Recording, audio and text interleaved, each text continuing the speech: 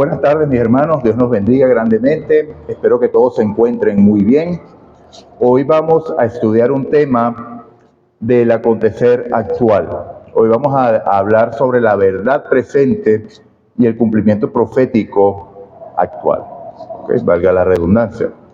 Se están llevando a cabo movimientos rápidamente, como lo decía la hermana White, de que los movimientos finales van a ser rápidos y lo estamos viendo, es una cosa tras otra. No terminamos de pasar la anterior cuando ya viene algo nuevo. Entonces, en base a esto vamos a estudiar el cumplimiento profético en marcha y qué es lo que está pasando con el pueblo de Dios. Entonces, dado que esta es una palabra solemne, es necesario que oremos, pero esta vez lo vamos a hacer de rodillas para clamar por la acción del Espíritu Santo en esta transmisión. Así que oremos. Señor Dios y Padre nuestro que estás en el cielo, alabado, glorificado y honrado sea tu santo y bendito nombre por la eternidad. Oh Señor, te damos las gracias, oh Padre, por este día. Gracias por tu bondad, gracias por tu misericordia, gracias por tu amor. Te pedimos perdón, oh Dios, por nuestros pecados y clamamos por tu Santo Espíritu, mi Señor, para que sea Él quien dirija nuestras vidas, para que sea Él quien dirija nuestra mente, para que sea Él quien nos instruya en este aspecto importante de la historia de la humanidad. Te pedimos perdón por nuestros pecados, oh Dios, te pedimos perdón por nuestras rebeliones, te pedimos perdón también por las abominaciones que se hacen en medio del pueblo. Ayúdanos, oh Padre, a seguir adelante. Guárdanos, Señor, y guíanos. Te lo pedimos en el nombre de Jesús. Amén y amén. Ok, continuando con el tema que vamos a tratar, pueden ver aquí que dice cumplimiento profético en marcha. Entonces el texto base que vamos a utilizar para este video es Romanos 13, versículos 11 y versículo 12, y dice así: y en esto, conociendo el tiempo, que es ya hora de levantarnos del sueño, porque ahora está más cerca de nosotros nuestra salvación que cuando creímos. La noche está avanzada y se acerca el día. Desechemos pues las obras de las tinieblas y vistámonos las armas de luz.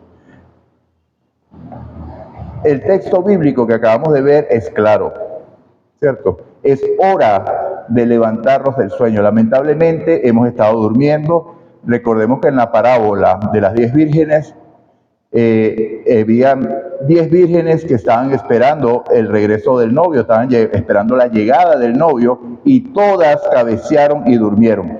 Pero la palabra nos lleva a la exhortación en el día de hoy de que es hora de levantarnos del sueño. ¿Por qué? Porque el novio está cerca ya, está más cerca de nosotros nuestra salvación que cuando creímos. Gloria a Dios.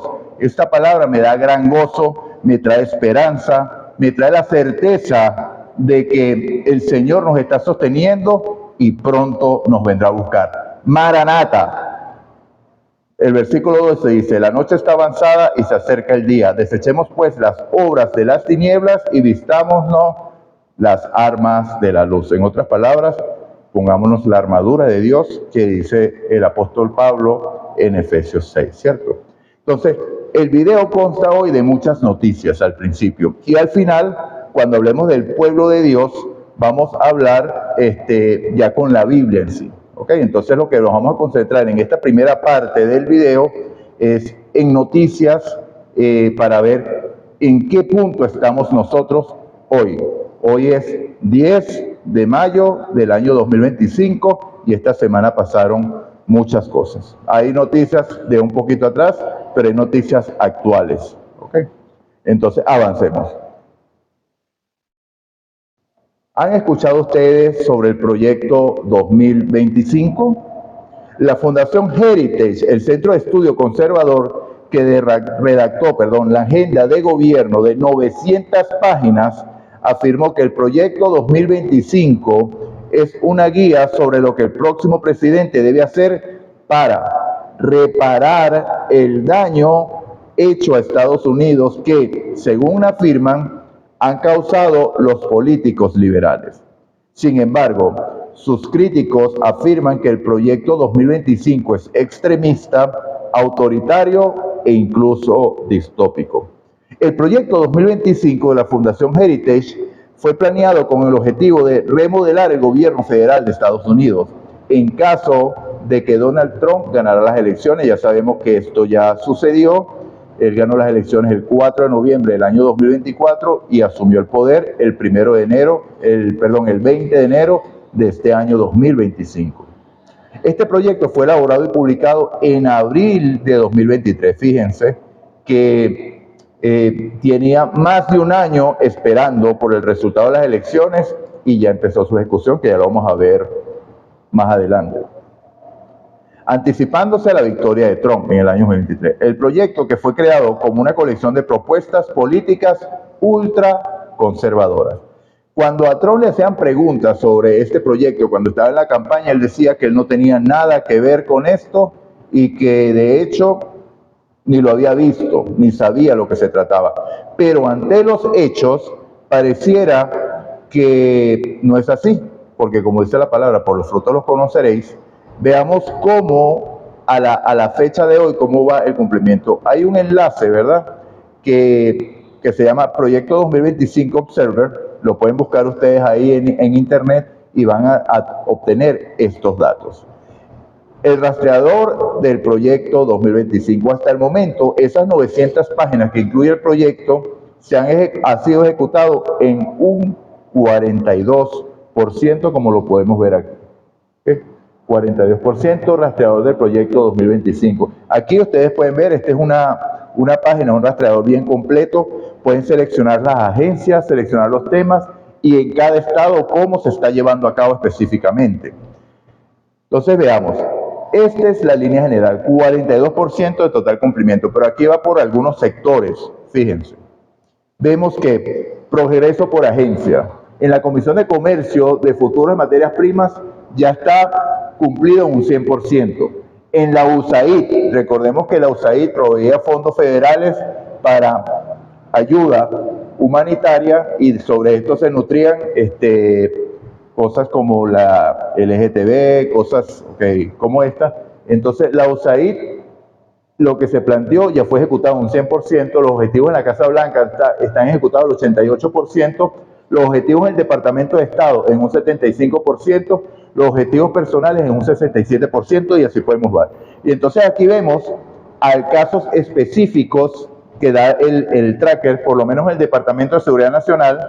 Fue completado esta parte del 18.4, Departamento de Seguridad Nacional, autorizar a las autoridades policiales estatales y locales a participar en acciones de inmigración.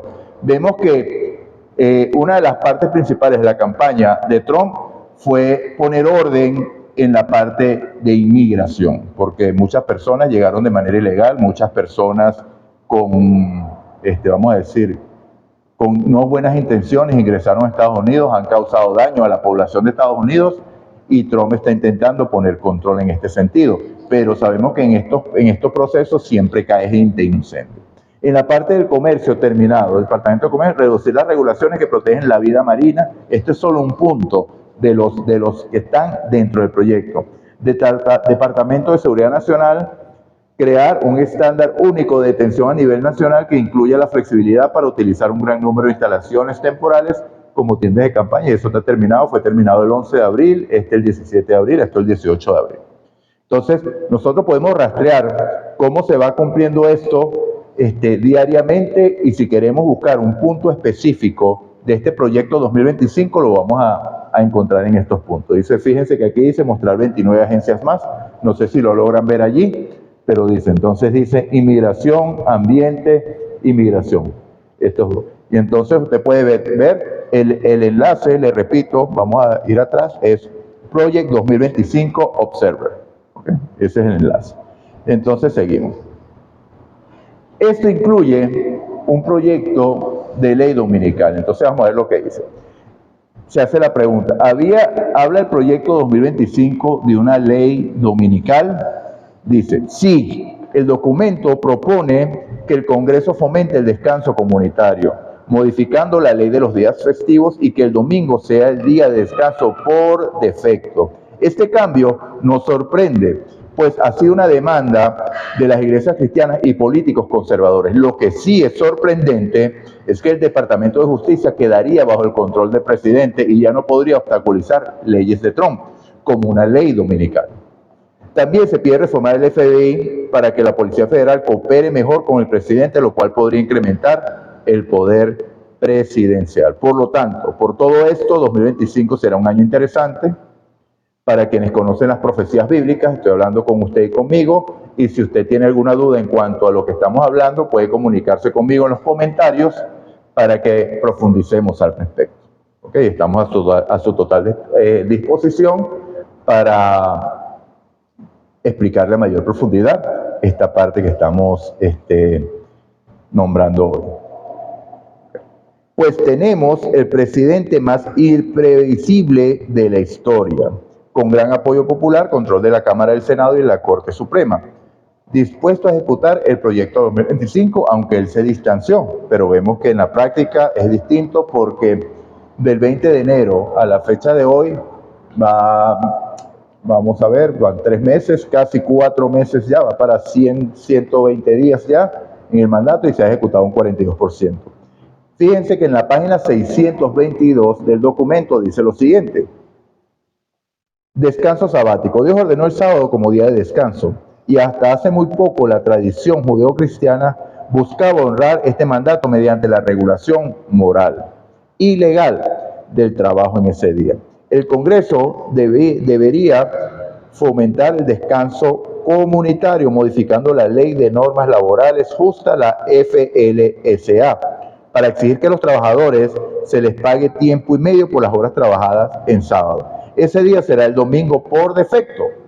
¿Okay? Cuando dicen el sábado es porque basan esta idea en la regulación bíblica sobre el Shabbat, sobre el cuarto mandamiento que dice: acuérdate del día de reposo para santificarlo, no harás en él obra alguna, ni tú, ni tu hijo, ni tu hija, ni tu criado, ni el extranjero que esté dentro de tus puertas, pues el Señor Dios creó la tierra, el cielo y la tierra en 7 días y reposó y bendijo el séptimo día y lo santificó, basándose en lo que leemos en la Biblia en Éxodo capítulo 20, versículos 8 al 11, ¿cierto?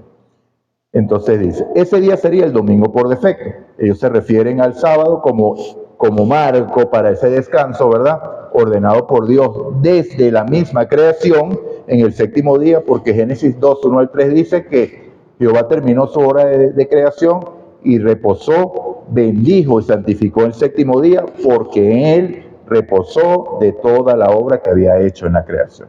Entonces, desde la misma creación se crea este descanso. Entonces, pero ellos lo dicen por defecto, es el domingo, porque sabemos que la mayoría de las iglesias guardan es el domingo, y entonces por eso que se dice, la pregunta es, ¿habrá una ley dominical en el año 2025? Entonces, el domingo por defecto, excepto para los empleadores con una observancia religiosa sincera de un sábado en un horario diferente, por ejemplo, de la puesta del sol del viernes hasta la puesta del sol del sábado. La obligación se trasladará a ese periodo en su lugar. O sea, hay cierta flexibilidad hoy en el proyecto. Cuando esto se lleve a cabo, que vemos que la ejecución está en un 42% del proyecto 2025 global, que cuando llegue a este punto ya veremos cómo lo va modificando, cómo se lleva a cabo, cómo no se lleva a cabo, qué aceptan, qué niegan, pero conforme a cómo se va llevado a cabo, las cosas se están ejecutando un 100% como han sido planeadas. Entonces veamos o vayamos viendo cómo se va desarrollando esto. Sabemos que ya hay leyes azules que se estaban discutiendo en varios estados, en Dakota del Norte creo que había una, creo que en Luisiana también estaban iniciando la conversación de una, y sabemos que esto ya había pasado en el pasado, valga la redundancia.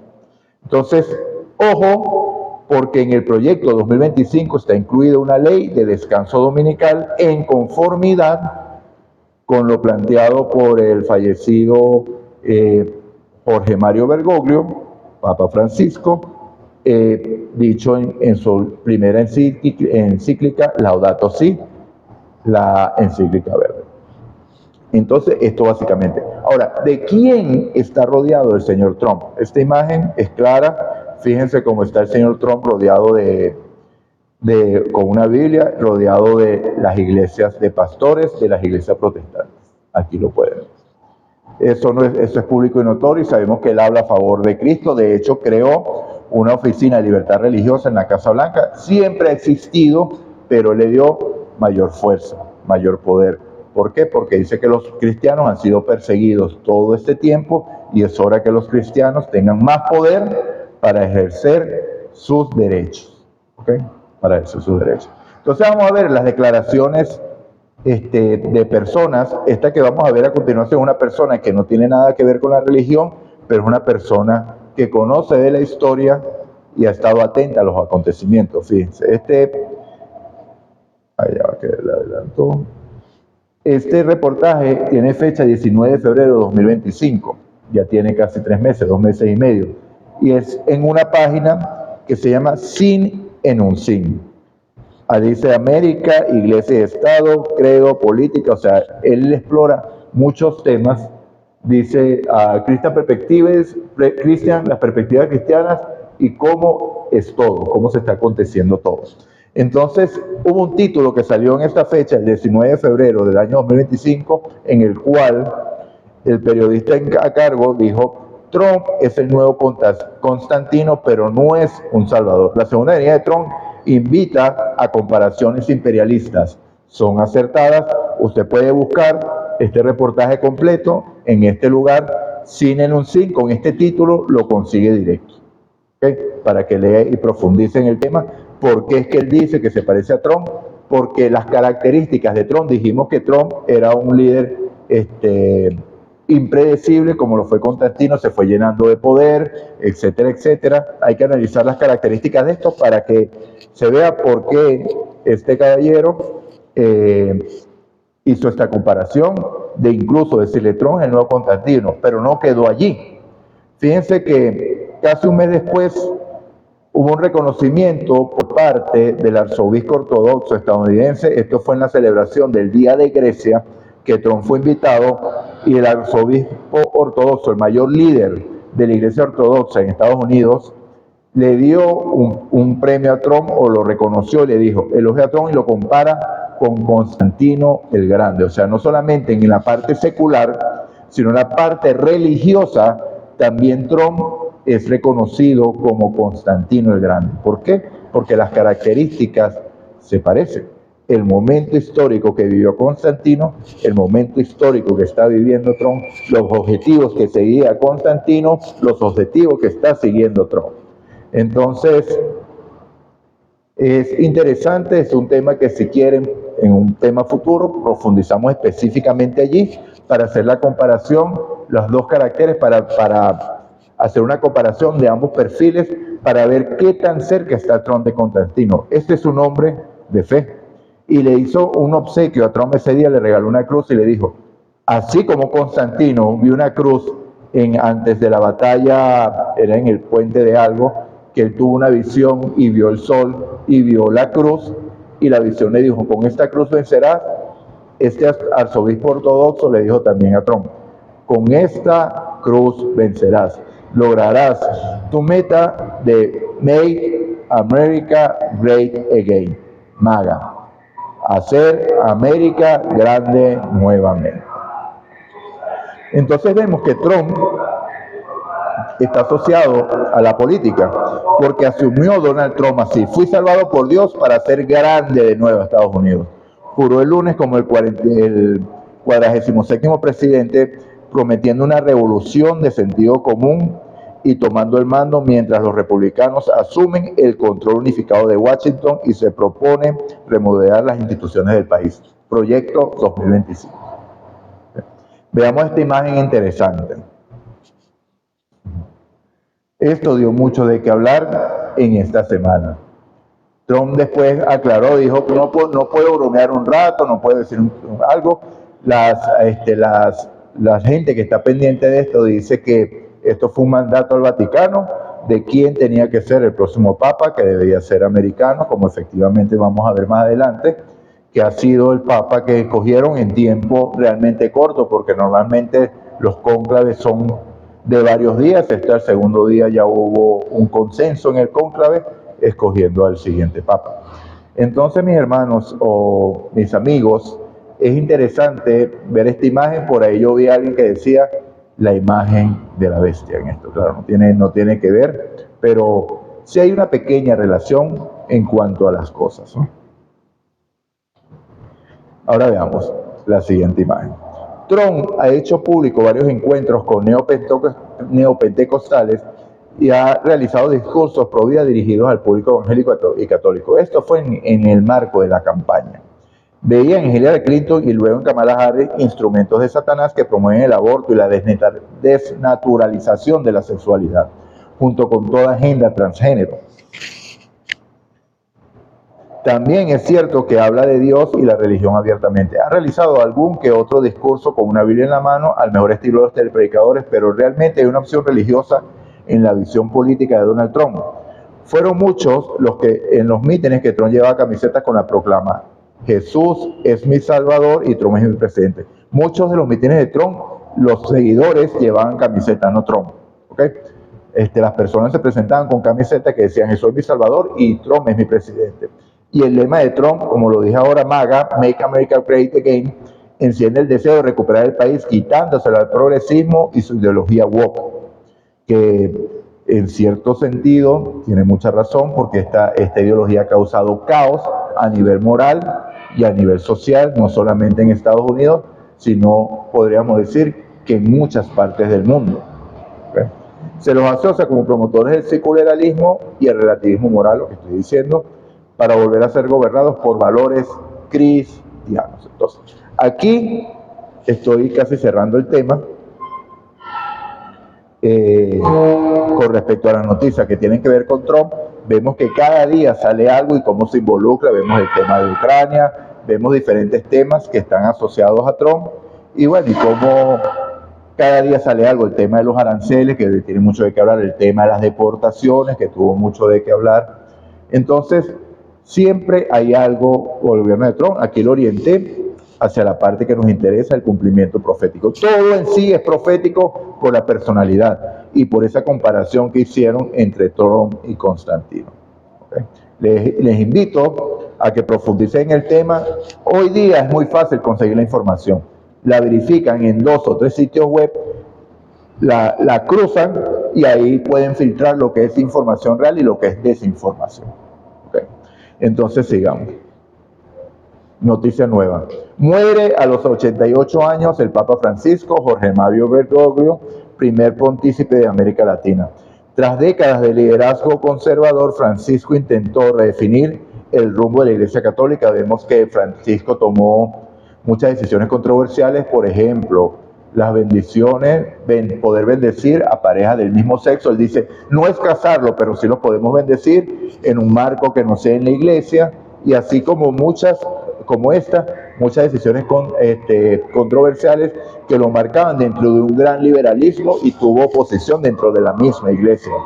Pero él siguió adelante con su agenda, él siguió adelante con su instrucción, con su meta, ¿verdad? Que era consolidar este proyecto 2030 de la ONU, del cual era colaborador directo, del cual el nuevo Papa no se ha desligado totalmente. Y de hecho, creo que le exigieron que tenía que seguir en parte las políticas de Jorge Mario Bergoglio, Francisco. Entonces dice, tras décadas de liderazgo conservador, Francisco intentó redefinir el rumbo de la Iglesia Católica, haciendo hincapié en la inclusión y a la atención de los marginados por encima de la pureza doctrinal. O sea, la misericordia por encima de la doctrina. O sea, eso es un poquito vino babilónico, es verdad, o sea, porque no hacemos acepción de personas, amamos a todos porque Cristo murió por toda la humanidad, no solamente por aquellos quienes lo aceptan. Para todos hay gracia disponible, pero también hay que llamar a las cosas por su nombre. ¿Okay? Ahora, elección del nuevo Papa en vivo. Al rey muerto, rey puesto. El estadounidense Robert Prevost, que se hace llamar León XIV, es el electo líder de la Iglesia Católica. Al recién elegido Papa León XIV se le considera un moderado y fue cercano a Francisco, pasó años como misionero en Perú. Este hombre nació en Chicago, Estados Unidos, o sea, es el primer Papa norteamericano, cosa que es impensable sabiendo el origen protestante que tuvo Estados Unidos. Que haya un papa que sea de nacionalidad estadounidense es de verdad una rareza, y de hecho en los cónclaves siempre evitaban que llegara un papa de nacionalidad norteamericana a ser el papa como tal. ¿Okay? Pero en este caso se dio, pero este hombre tiene doble nacionalidad porque su obra o su ministerio lo llevó más que todo a cabo en Perú, donde vivió por 40 años. ¿Okay? Entonces podríamos decir, se considera más peruano que norteamericano, pero la nacionalidad está ahí. Y entonces vamos a ver más adelante la reacción de Trump. Dice así: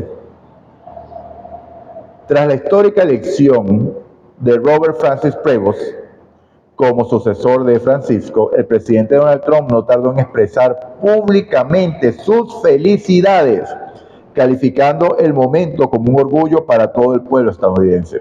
El cardenal de 69 años, se ve bastante joven, fue elegido por los 133 miembros del cónclave reunidos en el Vaticano y se convirtió en el primer pontífice originario de los Estados Unidos en la historia de la Iglesia. Por esto el regocijo de Trump, porque tiene ahora un papa con el cual puede unirse, ya que son de la misma nacionalidad. Recordemos que Trump y Francisco no se llevaban muy bien, entonces ahora que el nuevo papa es de nacionalidad norteamericana, puede que haya mayor unión, mayor concierto, mayor colaboración entre una cosa y la otra, y vamos a ver lo que dice la Biblia al respecto. ¿Okay? Sigamos. Ahora, ya estamos terminando la parte noticiosa y ya vamos a entrar en la Biblia.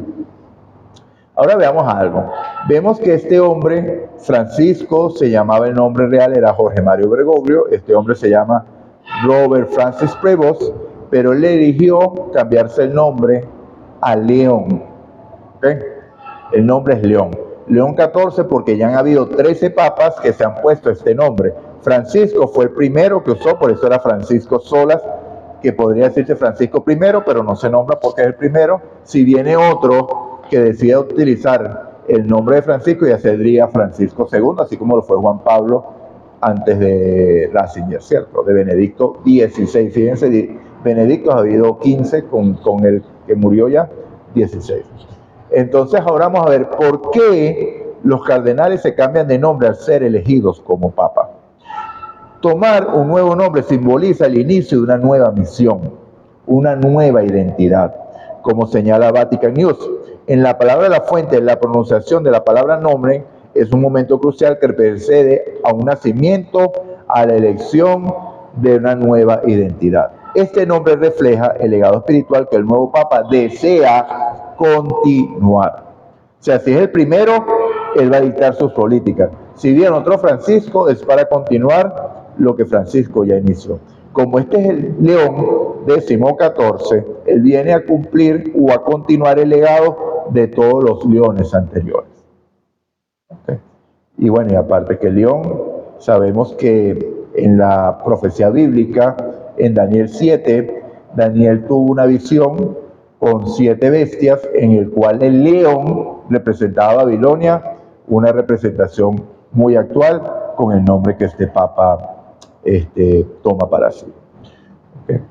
Este nombre refleja el legado espiritual que el nuevo papa desea continuar, inspirándose en santos pontífices anteriores o figuras significativas.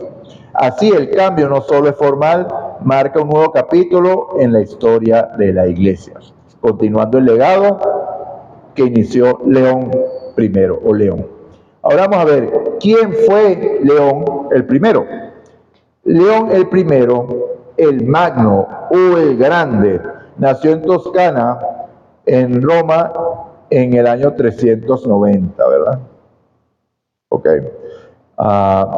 Su papado empezó el 10 de noviembre, murió el 10 de noviembre del año 461. Fue el papa número 45 de la Iglesia Católica. Su pontificado se inició en el año 440 y terminó en el año 461. Entonces vemos que murió a la edad de 71 años, León I.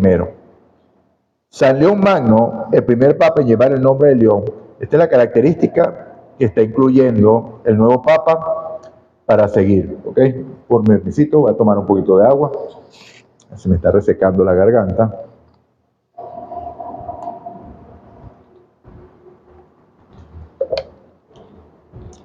San León Magno, el primer papa en llevar el nombre de León, fue un líder de la Iglesia Católica que destacó, miren las características, por su defensa de la fe, su liderazgo ante crisis políticas y doctrinales, lo que está sucediendo en el mundo. ¿Hay crisis políticas en el mundo? ¿Hay crisis doctrinales dentro de la Iglesia Católica? Las hay. Entonces, por eso este hombre escoge ser león, porque él viene a poner orden nuevamente dentro de la iglesia y dentro del entorno en la medida de lo posible. Conocido por su capacidad oratoria y su firme defensa de la doctrina cristológica y su encuentro con Atila el Huno. Atila era un conquistador asiático que tenía planeado invadir Roma. Esto lo podemos buscar en la historia. No lo profundicé, se busca también. Ahorita los instrumentos son demasiado fáciles para conseguir información, dado que la inteligencia emocional, iba a decir, la inteligencia artificial está alimentada con toda esa base de datos que nos ayuda a conseguir la información de manera rápida y fácil. Era el Huno. Se convirtió en un símbolo de fortaleza y liderazgo espiritual. León. Logros. Defensa de la ortodoxia. Su defensa de la Iglesia, de la doctrina cristológica, especialmente a través del tomo A Flaviano, fue fundamental para resolver las controversias del Concilio de Calcedonia. Consolidación del primado de Roma, o sea, consolidación del papado como tal. Su afirmación del primado papal contribuyó a la centralización de la autoridad espiritual en la Iglesia y en Europa en el momento. Yo les hago una pregunta. ¿Esto es cosa del pasado o es actual? Ya no tarda mucho tiempo que empecemos a ver la fila de presidentes yendo al Vaticano a estrecharse la mano con el señor Robert Prevost, conocido como León XIV. Porque vemos que cuando un presidente es elegido, uno de los primeros lugares que visita es el Vaticano, o sea que esto no ha cambiado. Sabemos que el que es reconocido como papa a nivel mundial siempre tiene un alto liderazgo a nivel mundial. ¿Okay? Bueno, veamos. El encuentro con Atila. Logró convencer a Atila de que no invadiera Roma, evitando una catástrofe para la ciudad y el imperio romano de Occidente. Hasta aquí lo que sucedió. Vamos a ver otro caso de otro león, León X. Enfrentó la reforma de Lutero. ¿Okay? O sea, tiempos en que la iglesia está sufriendo cambios, de que Dios está moviendo las fichas, ¿verdad?, para que la profecía avance. Se ha encontrado un león en la silla del Papa. No voy a llamar en la silla de Pedro porque sabemos que eso es una falsa interpretación. ¿Okay? En la silla del Papa se ha encontrado alguien que se hace llamar León. León X es el nombre secular de Giovanni di Lorenzo di Medici. Fue el Papa 217 y que fue entre los años 1513 y 1521, o sea, su reinado fue corto, 8 años. León X condenó las tesis luteranas que se estaban propagando por Alemania y Europa mediante la imprenta, que recordemos que Lutero imprimió las Biblias, ¿cierto? En 1520, mediante la bula Exsurge Domine, que Lutero quemó públicamente, y al no arrepentirse, el Papa pronunció su excomunión y la de partidarios en 1521 mediante la bula Dese Romanum Pontifice. ¿Okay? Recordemos que el Papa tiene autoridad, claro, porque es líder de la Iglesia Católica, para sacar a gente de la Iglesia Católica. Pero eso no indica que Dios lo esté sacando del libro de la vida y lejos de la realidad. Igualmente, como está registrado en los libros de la Iglesia, no significa estar registrado en los libros del cielo. Son cosas muy distintas que se manejan o que se exteriorizan a través de los frutos. Por sus frutos los conoceréis.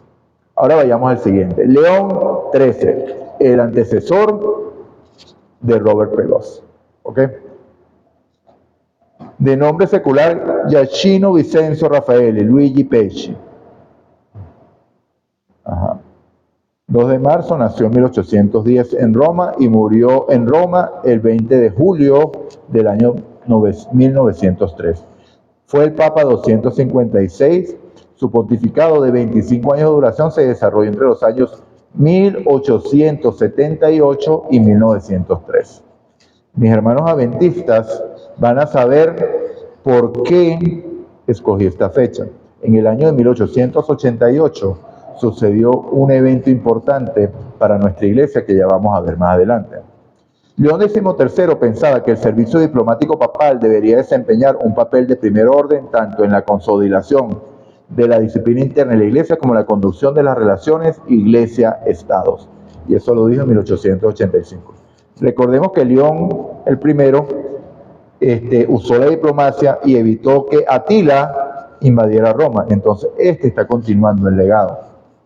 Como esto, hay muchas otras cosas, te lo puedes buscar, puedes profundizar. Yo escogí la información que yo considere más importante para traer la colación. Fíjense lo siguiente, la Iglesia Católica mantuvo su posición histórica y así fue como por medio de la encíclica Rerum Novarum, bajo el Papa León XIII, León XIII, insistió en la reimplementación del descanso dominical, iniciativa que fue compartida por otros países comenzando. Esto los va a sorprender. Alemania en 1821, continuado en España en 1904, Australia y Argentina en 1905, Francia en 1906, Italia y Portugal en 1907, Grecia en 1909, Cuba en 1910, México en la Constitución de 1917, Perú en 1918, Uruguay en 1920 y en Venezuela en 1918. Entonces vemos que estos efectos de descanso dominical ya han sido discutidos en diferentes países.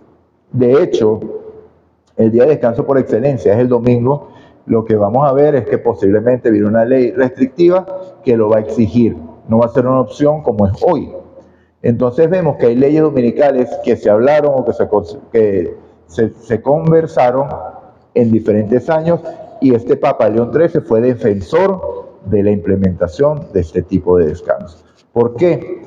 Porque él era muy enfocado, porque en el tiempo que él vivió la tecnología tuvo un gran avance, esta parte también la leí, no la coloqué aquí, y entonces en medio del trabajo como tal, para que los empleados, los trabajadores tuvieran un descanso apropiado. De forma, muy bonito. De fondo, hay que conocer al poder papal.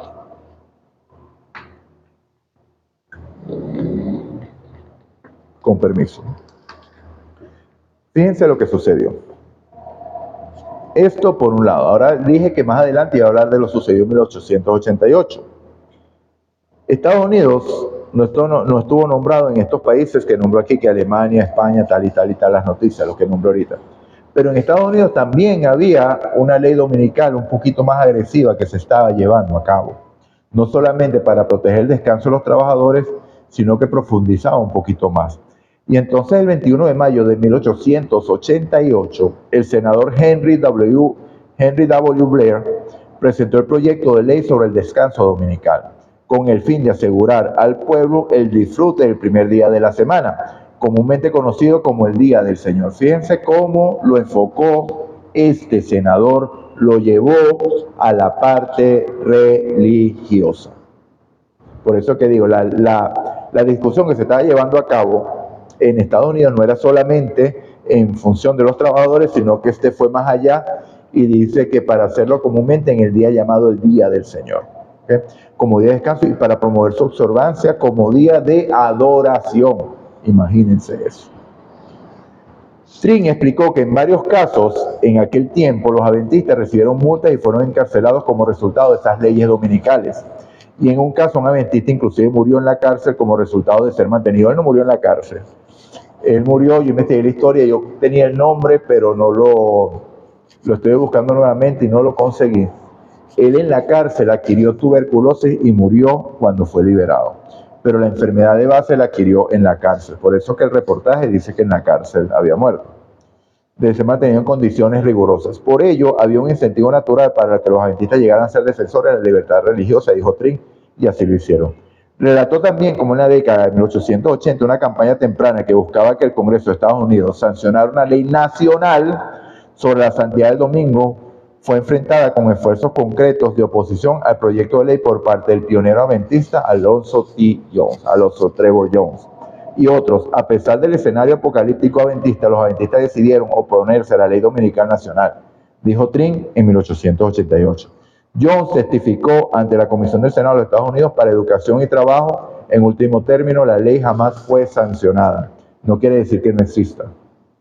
La ley está engavetada. Ok, entonces aquí ya entramos en una parte un poquito más profunda y más dedicada a lo que es el pueblo de Dios. Vemos que Alonzo Trevor Jones es uno de los personajes principales que hablaron en el que Dios levantó en el año 1888 en nuestra iglesia. Entonces por aquí voy a cerrar un ratico porque vamos a iniciar con la palabra del Señor. Entonces vemos la profecía avanzando, ¿cierto? Vemos a Trump llevando a cabo, o se está llevando a cabo, el proyecto 2025, ¿cierto? Proyecto 2025. Ejecución 42%. Este proyecto incluye un proyecto de ley dominical que aparentemente va a ser un tanto flexible porque se puede adaptar al descanso que tenga no cada quien, sino que de acuerdo a la creencia religiosa, porque recordemos que Estados Unidos está fundamentado sobre la división política y Estado, en el cual no se puede legislar en esos términos. En términos religiosos no puede haber legislaciones, pero eso está cambiando en la actualidad, porque estudiar la Biblia o leer la Biblia o la oración siempre es un asunto de conciencia. ¿Okay? Nosotros, la Iglesia Adventista, somos defensores de la libertad de conciencia como lo es Dios. Dios creó la tierra, plantó un jardín en la tierra, el jardín del Edén. Para que haya amor, debe haber libertad y libertad de elección. Por eso que la Iglesia Adventista somos defensores de la libertad de conciencia. ¿Ok? Entonces, ¿cómo vamos avanzando? ¿Cómo ha avanzado la profecía? Vemos que el señor Trump ha avanzado, vemos que falleció Jorge Mario Bergoglio, se levantó como papa, o el cónclave eligió como papa a Robert Prevost, llamado León XIV. Va a seguir el legado de León el primero, porque para eso se colocó el nombre de León, y vemos las características, ¿okay? Que son hombres que son doctrinales, que son hombres que se centran en los conflictos, son diplomáticos y tienen un buen manejo de estos asuntos de la diplomacia. Ahora, al tema que nos atañe. ¿Qué ha pasado con el pueblo de Dios?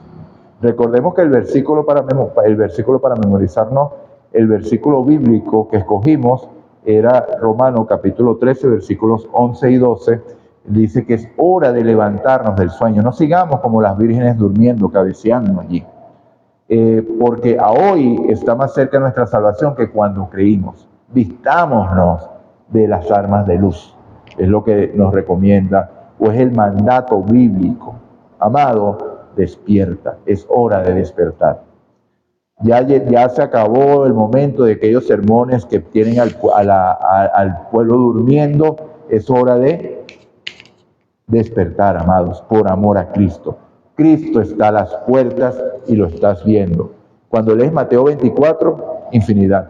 Esto va un paso más, ¿ok? Porque vemos ante nuestros ojos cómo se está levantando la imagen de la bestia. Es tremendo. La bestia como tal fue la unión Iglesia-Estado. En la Edad Media, la imagen de la bestia es la unión, el protestantismo apóstata con el Estado, cosa que estamos viendo hoy en Estados Unidos. ¿Ok? El proyecto 2025 viene a ser punta de lanza, y de hecho parte del proyecto 2025 dice que en puestos claves debe haber cristianos. para que se maneje conforme a la Biblia. De forma muy bonito, pero de fondo, cada vez que el Estado y la Iglesia se unen, el resultado siempre es el mismo: persecución y muerte. Siempre es el mismo. Solamente voltee y vea la historia. Ok, ahora veamos. ¿En qué momento profético estamos? Bueno, esta pregunta tiene muchas respuestas, pero vamos a centrarnos hoy para ver esta situación en el libro de Apocalipsis. Vamos a leer el capítulo 13, vamos a leer los versículos del 1 al 3, el 8, el 11 al 15. ¿Ok? Entonces, Apocalipsis capítulo 13, versículos 1 al 3, 8, 11 al 15. ¿Ok? Y dice así, 1, 3. Me paré sobre la arena del mar y vi subir del mar una bestia que tenía 7 cabezas y 10 cuernos, y en sus cuernos tenía 10 diademas, y sobre sus cabezas nombres de blasfemia. La bestia que vi era semejante a un leopardo, sus pies eran como de oso, y su boca como boca de león. El dragón le dio su poder, su trono y su gran autoridad. ¿Quién le dio el poder? El dragón, la serpiente antigua que se llama Diablo y Satanás, como lo dice Apocalipsis. Lo habíamos leído en Apocalipsis capítulo 12, ¿okay? Que describe, para que no tengamos duda, de quién es ese dragón que entra en escena en el capítulo 13. Versículo 3. Vi una de sus cabezas como herida de muerte, pero su herida mortal fue sanada. Toda la tierra se maravilló en pos de la bestia. Okay. Este versículo es interesante porque aquí no hemos explorado cómo esta bestia fue herida ni nada de esto. Eso lo vemos, lo describe Daniel en el libro de Daniel, capítulo 7, el surgimiento de esta bestia que la simboliza como el cuerno pequeño después de que vio las bestias, y vemos que trae la primera vez que aparece, no como bestia, sino como un poder, bueno, que es lo mismo, ¿no? Una bestia es un poder político, un gobierno, un rey, un gobernante. ¿Cómo se estableció en el sueño de Nabucodonosor, en el capítulo 2? Entonces, ya que lo nombré, voy a explicarlo un poquito, porque pronto vamos a ver del capítulo 3. Nabucodonosor, como rey de Babilonia, el cual Dios había levantado para controlar en parte y para llevar cautivo al pueblo de Judá debido a su constante apostasía y rebelión, un día se acostó preocupado sobre qué sería de su futuro. Eso lo leemos, estoy aquí parafraseando Daniel capítulo 2. Y estando en visiones de noche tuvo un sueño en el cual vio una gran estatua que tenía la cabeza de oro, el pecho y los brazos de plata, el vientre de bronce, las piernas de hierro y los pies en parte de hierro y en parte de barro cocido. Vamos a mover esto para que no se me vaya a apagar. Ok. Entonces, Nabucodonosor se despertó de verdad, porque él sabía que el asunto era importante, con mucha preocupación. Llamó a sus sabios, astrólogos, brujos, consejeros, el horóscopo, toda esa gente que tenía él a su disposición ahí en su corte, y les dijo: díganme el sueño y su interpretación. Y esto no está en parte del video, pero aquí voy a aprovechar y lo voy a nombrar, porque es una prueba de que Satanás, la serpiente antigua, el dragón, no tiene acceso a tu mente ni a la mía. Porque si él tuviera acceso a eso, hubiera tenido acceso a la mente de Nabucodonosor y hubiera sabido el sueño que tuvo Nabucodonosor. ¿Qué le decían estos brujos, sátrapas, hechiceros, adivinos, magos, astrólogos, etcétera, etcétera? Que ningún rey había pedido eso, que le dijeran que había soñado. Nosotros te lo podemos interpretar. Pero Nabucodonosor fue más allá y le dijo: ustedes están poniendo dilaciones para engañarme en cuanto al significado del sueño. Para yo entender que la interpretación es real, tienen que decirme el sueño. Y como no sabían, él dio un decreto que los iba a matar a todos, cosa que ya no voy a ahondar más. Pero en Babilonia también estaba Daniel, un joven traído cautivo de Judá, un judío que había propuesto en su corazón no contaminarse con la comida y la bebida del rey. O sea, había tenido una preparación para ese momento importante que le tocaba vivir. Y entonces cuando Daniel, que también era parte de los sabios de Babilonia, iba a ser muerto con ellos, él pide una oportunidad de poder asistir al monarca, a Nabucodonosor en este caso, y decirle el sueño. Pero él fue claro y le dijo que en él no había poder para hacerlo, pero que había un Dios en los cielos que podía hacer si él lo deseaba. Y así lo hizo. Se le concedió el permiso a Daniel un tiempo, oró con Ananías, Misael y Azarías, y en la noche Dios le reveló el asunto del sueño que había tenido Nabucodonosor. Y entonces cuando él se presentó ante Nabucodonosor, Nabucodonosor quedó maravillado, que de hecho lo hizo el segundo en su reino, por la interpretación que le dio, porque le reveló el sueño. Y la interpretación fue esta: tú, oh rey, eres esa cabeza de oro. Después de ti se levantará otro reino inferior al tuyo, que será de plata, como la plata es menor que el oro. Después vendrá otro inferior a este, que es de bronce, como el bronce es inferior. Después uno de hierro, que será terrible y espantoso, que con el hierro hollará y arrasará. Y finalmente vendrá uno compuesto de hierro y barro cocido, que el cual simboliza que intentarán unirse las naciones para crear un imperio único, pero eso no va a ser posible, como el barro y el hierro no se mezclan entre sí. Pero estando en el tiempo de estos reyes, ¿cuáles reyes? En la última etapa de la historia, en los pies, ¿verdad? En la parte de barro y hierro cocido, vino una piedra no cortada por mano, golpeó a la estatua en los pies, porque era en el tiempo en este tiempo profético en el cual estamos viviendo nosotros hoy, y desmenuzó la estatua y quedó convertida en polvo y no se hubo más memoria de ella. ¿Qué quiere decir esto, amados? Que pronto viene para la gloria de Dios, y eso me llena de gozo, y es lo que me inspiró a hacer este video, que pronto viene el reino de Cristo a establecerse por la eternidad. No un reino terrenal como algunos hermanos cristianos están esperando, que Cristo va a venir y se va a sentar en el trono de David y va a gobernar de Jerusalén. No, mi amado, nada de eso. Una piedra no cortada con mano. El hombre no tiene nada que ver en eso. Ni es para gobernar terrenales. Jesús lo dijo. Mi reino no es de este mundo. Entonces no sé por qué insisten con eso. Pero bueno, ese no es el tema. Entonces, ese es el contexto. Quiero que lo mantengan en mente, que lo recuerden, de Daniel capítulo 2. Entonces seguimos con la lectura de Apocalipsis capítulo 3. Voy a volver a leer porque me desvío un tanto de lo que habíamos leído para que lo volvamos a tener en la mente. Daniel capítulo 13, Apocalipsis capítulo 13, versículos 1 al 3. Antes de entrar a la lectura, si vamos a la Biblia y leemos Daniel capítulo 7, vemos que Dios le mostró a Daniel el mismo sueño de Nabucodonosor, pero ahora representado por medio de bestias. ¿Okay? Entonces las bestias que vio Daniel fue un león, que simbolizaba a Babilonia, un oso que se levantaba más de una mano, de una pata que de otra, y tenía 3 costillas en su boca y devoraba mucha carne, que representaba a los medos y a los persas. Un leopardo con 4 cabezas y 4 alas, que representaba el imperio griego.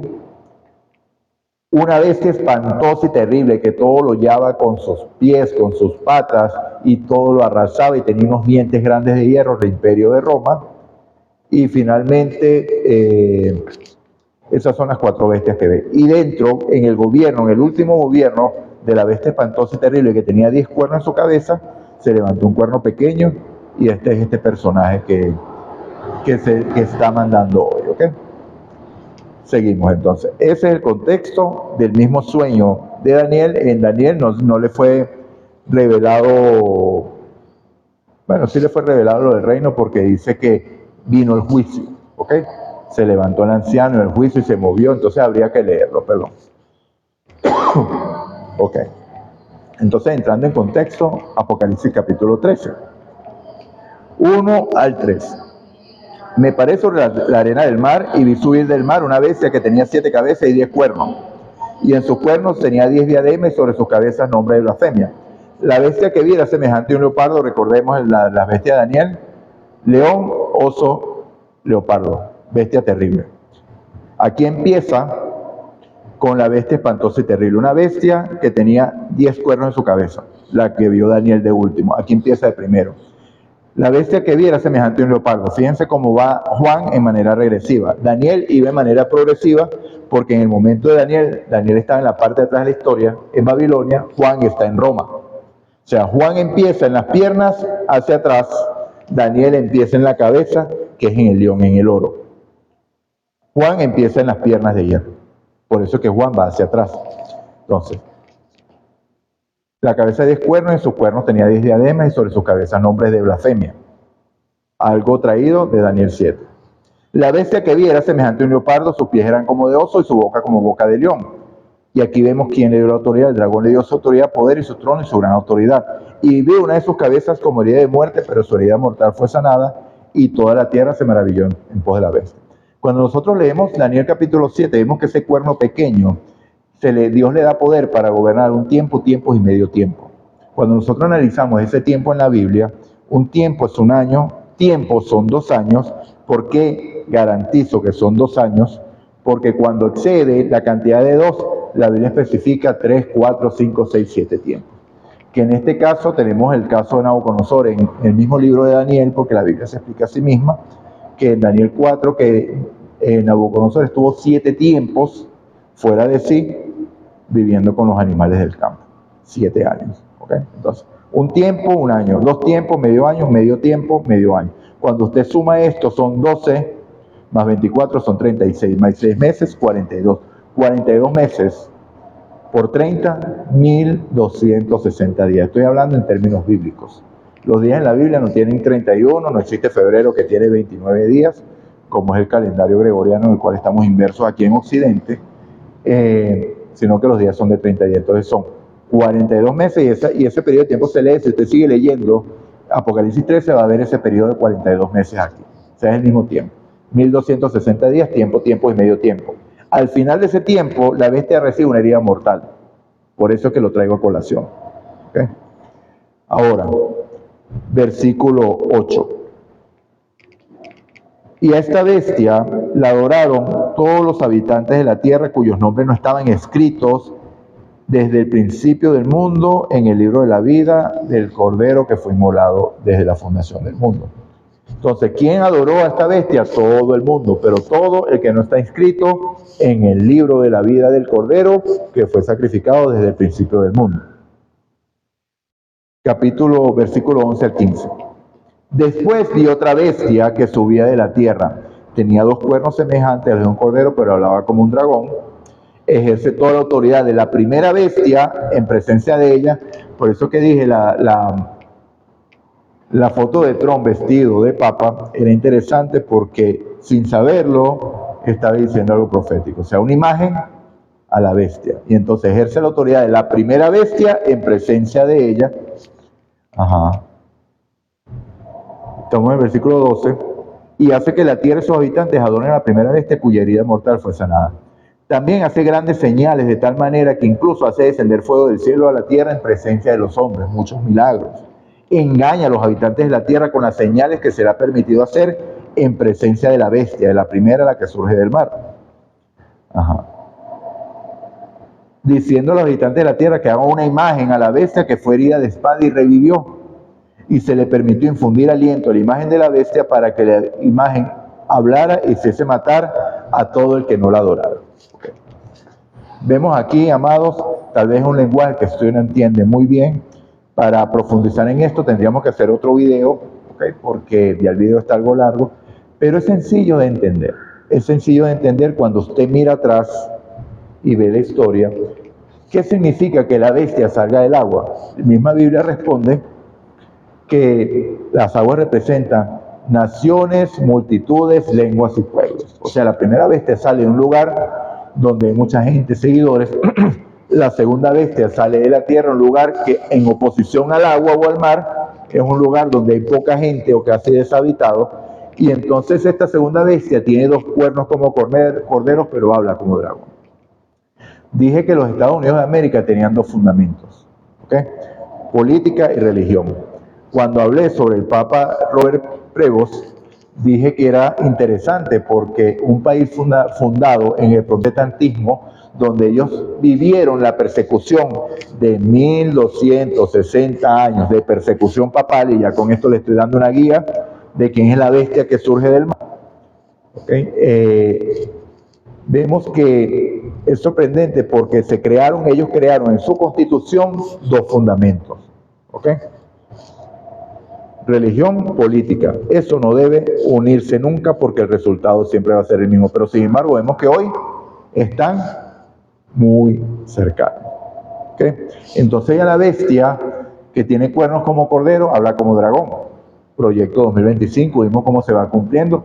Vemos la persecución feroz que hay contra los inmigrantes, muchos ilegales, unos legales que también están recibiendo órdenes de deportación, tal vez por errores en el sistema, pero eso no marca que no están recibiendo. Muchos que están decidiendo irse por su propia cuenta para evitar pasar por ese trance amargo.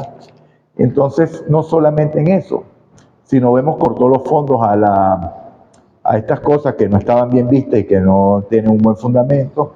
Vemos cómo está introduciéndose la religión de manera legal, en las escuelas y en diferentes lugares. Entonces ya empezamos a hablar un poquito como dragón. Los aranceles, amados, habla como dragón, definitivamente. Entonces, veamos. Aquí ya les di la clave de cuál es la bestia que surge del mar y la bestia que surge de la tierra. Aquí estamos hablando de dos poderes. Bueno, mis hermanos, seguimos con el video porque hubo una pequeña interrupción allí. Entonces vamos a orar nuevamente para poder continuar. Señor Dios, toda honra, toda gloria y toda alabanza sea para ti. Te pedimos perdón por nuestros pecados, oh Dios, y clamamos a ti por tu Santo Espíritu, para que sea Él quien conduzca y dirija nuestras vidas. Sé tú el director de este video y que todo esto sea hecho para la gloria de tu nombre. Perdona nuestros pecados, perdona mis pecados, Señor, perdona nuestros pecados y síguenos guiando, Padre. Ayúdanos porque es un tema fuerte, un tema un tanto difícil, pero que sea de comprensión fácil para todos los amigos y hermanos que van a ver este video. La honra y la gloria sea para ti, en el nombre de Jesús. Amén y amén. Bueno, mis amados, quedamos en que la segunda bestia que surge de la tierra, que tenía dos cuernos, como de cordero, pero que ya había empezado a hablar como dragón.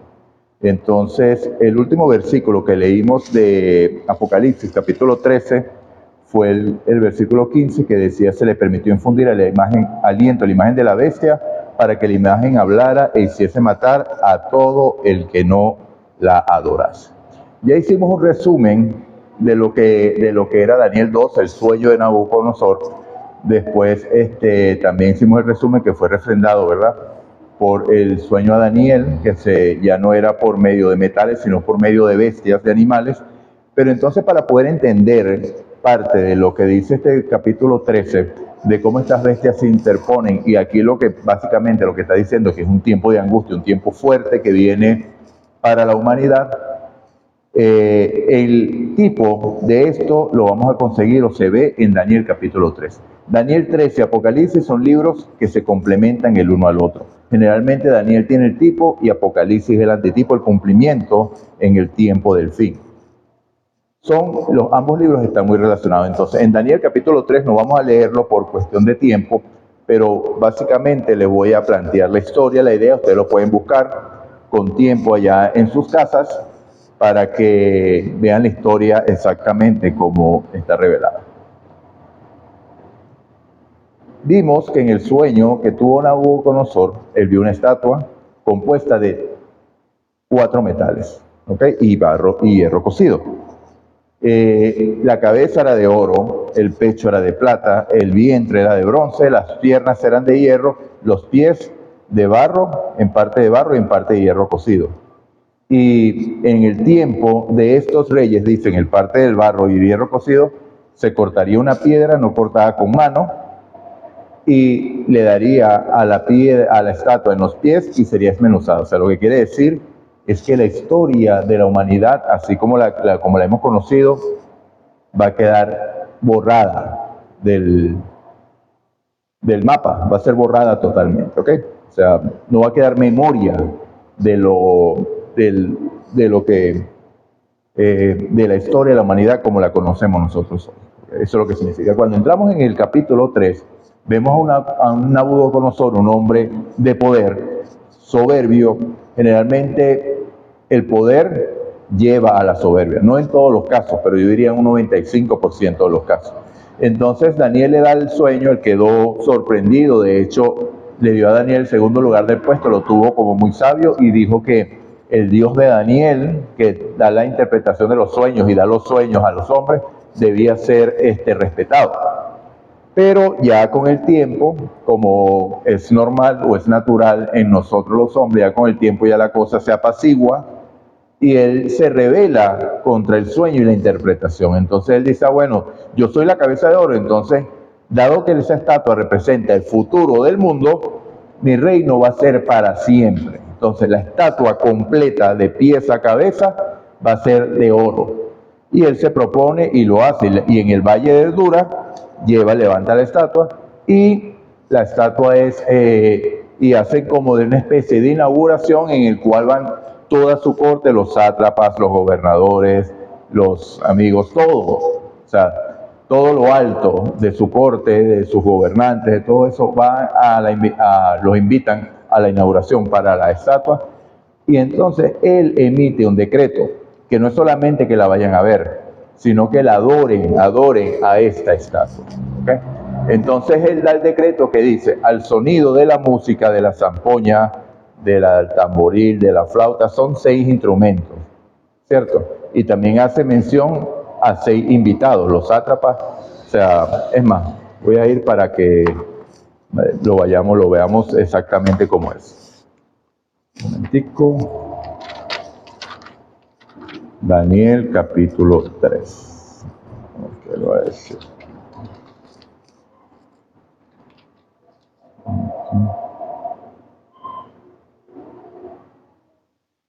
Se reunieron pues los sátrapas, magistrados, capitanes, oidores, tesoreros, consejeros y jueces. Pueden ver 1, 2, 3, 4, 5, 6, 7. Y todos los gobernadores de la provincia para la dedicación de la estatua que el rey Nabucodonosor había levantado. Y estaban en pie delante de la estatua que había levantado el rey Nabucodonosor. Y el pregonero anuncia en alta voz, se ordena a vosotros pueblos, naciones y lenguas, que al oír el son de la bocina, la flauta, la cítara, el arpa, el salterio, la zampoña y todo instrumento de música, os postréis y adoréis a la estatua de oro que el rey Nabucodonosor ha levantado. Y cualquiera que no se postre y adore, inmediatamente será echado dentro de un horno de fuego ardiente. Por lo cual, al oír todos los pueblos el son de la bocina, la flauta, la cítara, el arpa, el salterio, la zampoña y todo instrumento de música, todos los pueblos y naciones y lenguas se postraron y adoraron la estatua de oro que el rey Nabucodonosor había levantado. Por esto, en aquel tiempo algunos hombres caldeos vinieron y acusaron maliciosamente a los judíos y le hablaron y dijeron al rey Nabucodonosor, rey para siempre vive. Tú has dado un decreto que todo hombre al oír la música se postre, y el que no se postre se ha echado dentro del fuego ardiente. Hay unos hombres judíos los cuales pusiste sobre los negocios de la provincia de Babilonia, Sadrach, Mesach y Abednego, que dijimos que los nombres hebreos eran Ananías, Misael y Azarías, ¿cierto? Que yo siempre los nombro, es por el nombre hebreo, no por el nombre babilónico, y de esto hago un apartado que decimos a ti, a mí, que Cristo murió por nosotros. Lo que Satanás quiere es borrar tu identidad. Por eso que recibes bombardeo, recibes todo. Tú eres un hijo de Dios, o tú eres una criatura de Dios con opciones de ser un hijo de Dios, porque somos hijos de Dios cuando lo aceptamos. Pero Dios nos ama a todos porque Cristo murió por todos, por toda la humanidad. ¿Okay? Pero no toda la humanidad será salva, para que no digan que se está predicando universalismo aquí, porque solamente aquellos que acepten ese sacrificio son los que pueden gozar de la salvación que ya Cristo ganó para usted y para mí. Entonces, nosotros somos amados de Dios y podemos ser hijos de Dios. Satanás lo que quiere es borrar esa identidad. El pecado causó separación, porque recuerden que Dios nos hizo conforme a su imagen y semejanza, pero cuando entró el pecado eso causó separación y ahora somos nacidos a imagen de Adán, con una naturaleza pecaminosa, mas no en pecado. Hasta aquí dejo el comentario porque esto sería entrar por otra puerta. ¿Okay? Entonces, cuando estos jóvenes son llevados cautivos a Babilonia, los nombres les son cambiados. ¿Okay? De Ananías, Misael y Azarías le cambia a Sadrac, Mesac y Abednego. Entonces, acto seguido le dice: estos hombres, oh rey, no te han respetado, no adoran a tus dioses, ni adoran la estatua de oro que has levantado. Entonces Nabucodonosor dijo con ira: ay, y con enojo, que trajeran a Sadrac, Mesac y Abednego, Ananías, Misael y Azarías, y al instante fueron traídos delante del rey. Habló el rey y les dijo: es verdad, Ananías, Misael y Azarías, la Biblia dice Sadrac, Mesac y Abednego, que vosotros no honráis mis dioses ni adoráis a la estatua de oro que he levantado. Ahora pues, ¿estáis dispuestos para que al oír el son de la bocina, de la flauta, la cítara, el arpa, el salterio, la zampoña y todo instrumento de música, os postréis y adoréis delante de la estatua que he hecho? Pero si no la adoráis, en esta misma hora seréis echados en medio de un horno de fuego ardiente. ¿Y qué Dios será el que los libre de mis manos? ¿Qué Dios será el que los libre de mis manos? ¿Okay? Entonces, y Ananías, Misael y Azarías respondieron al rey Nabucodonosor diciendo: no es necesario que te respondamos sobre este asunto, rey. Nuestro Dios, a quien servimos, puede librarnos del horno de fuego ardiente, y de tus manos, rey, nos librará.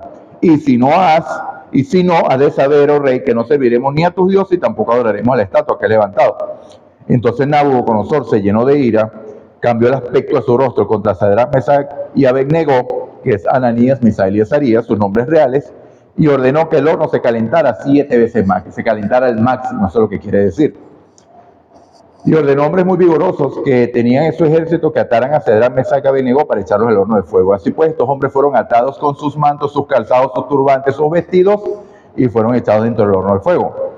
Y como la orden del rey era premiante y habían calentado mucho el horno, la llama del fuego mató a aquellos que habían alzado a los 3 hebreos, y estos 3 cayeron atados dentro del horno de fuego ardiente. Pareciera el fin de la historia, un final triste para la gente fiel de Dios. Pero miren lo que sucedió. Entonces el rey de Nabucodonosor se espantó y se levantó apresuradamente y dijo a su consejo: ¿no echamos 3 hombres atados dentro del horno de fuego? Y respondieron: sí, rey. Sin embargo, yo veo 4 hombres sueltos que se pasean en medio del fuego sin sufrir ningún daño, y el cuarto es del aspecto semejante a un hijo de Dios. Entonces Nabucodonosor se acercó a la puerta del horno de fuego ardiente y dijo: Sadrac, Mesac y Abednego, siervos del Dios Altísimo, salid y venid. Sadrac, Mesac y Abednego salieron del medio del fuego y se juntaron los sátrapas, los gobernadores, los capitanes, los consejeros del rey, para mirar a estos hombres, como el fuego no había tenido poder alguno sobre sus cuerpos, ni aun el cabello de sus cabezas había quemado. Sus ropas intactas, ni siquiera olor a fuego tenían. Y Nabucodonosor dijo: bendito sea el Dios de Sadrac, Mesac y Abednego, que envió su ángel y libró a sus siervos que confiaron en él, los cuales no cumplieron el edicto del rey y entregaron sus cuerpos antes que servir y adorar a otro que a su Dios. Por lo tanto, aquí termina la historia. Ahí da un decreto que el Dios de Ananías, Misael y Azarías debía ser respetado nuevamente, así como lo hizo con Daniel. Entonces, mis amados, vemos el tipo, es precisamente lo que dice aquí el 15. Se le permitió infundir aliento a la imagen de la bestia, Apocalipsis 13:15, para que la imagen hablara y hiciese matar a todo el que no la adorara. Lo mismo que pasó allá en Babilonia. En Babilonia el tipo, este es el antitipo. Entonces, ya aquí, que se habla con un lenguaje más claro, tal vez lo pueden entender un poquito más. ¿Cuál es la diferencia aquí? Que aquí la adoración en cuanto al Apocalipsis no va a ser con algo que sea visible, de que en este caso era una estatua que era visible, la adoración era pedida allí. La imagen de la bestia o la marca de la bestia que pronto se implementará no es algo visible, no es un chip. Entonces, ¿cuál es la respuesta de Dios ante esto? Cuando vemos Apocalipsis capítulo 14, vemos que Dios da una respuesta contundente. Vamos a concentrarnos en el versículo 1 del capítulo 14. Dice así: después miré y vi el cordero que estaba en pie sobre el monte del Sión, y con el 144,000 que tenían el nombre de él y el de su padre escrito en la frente. ¿Qué es lo que tenían? El nombre de él y el de su padre. ¿Qué es lo que simboliza el nombre en la Biblia? El carácter.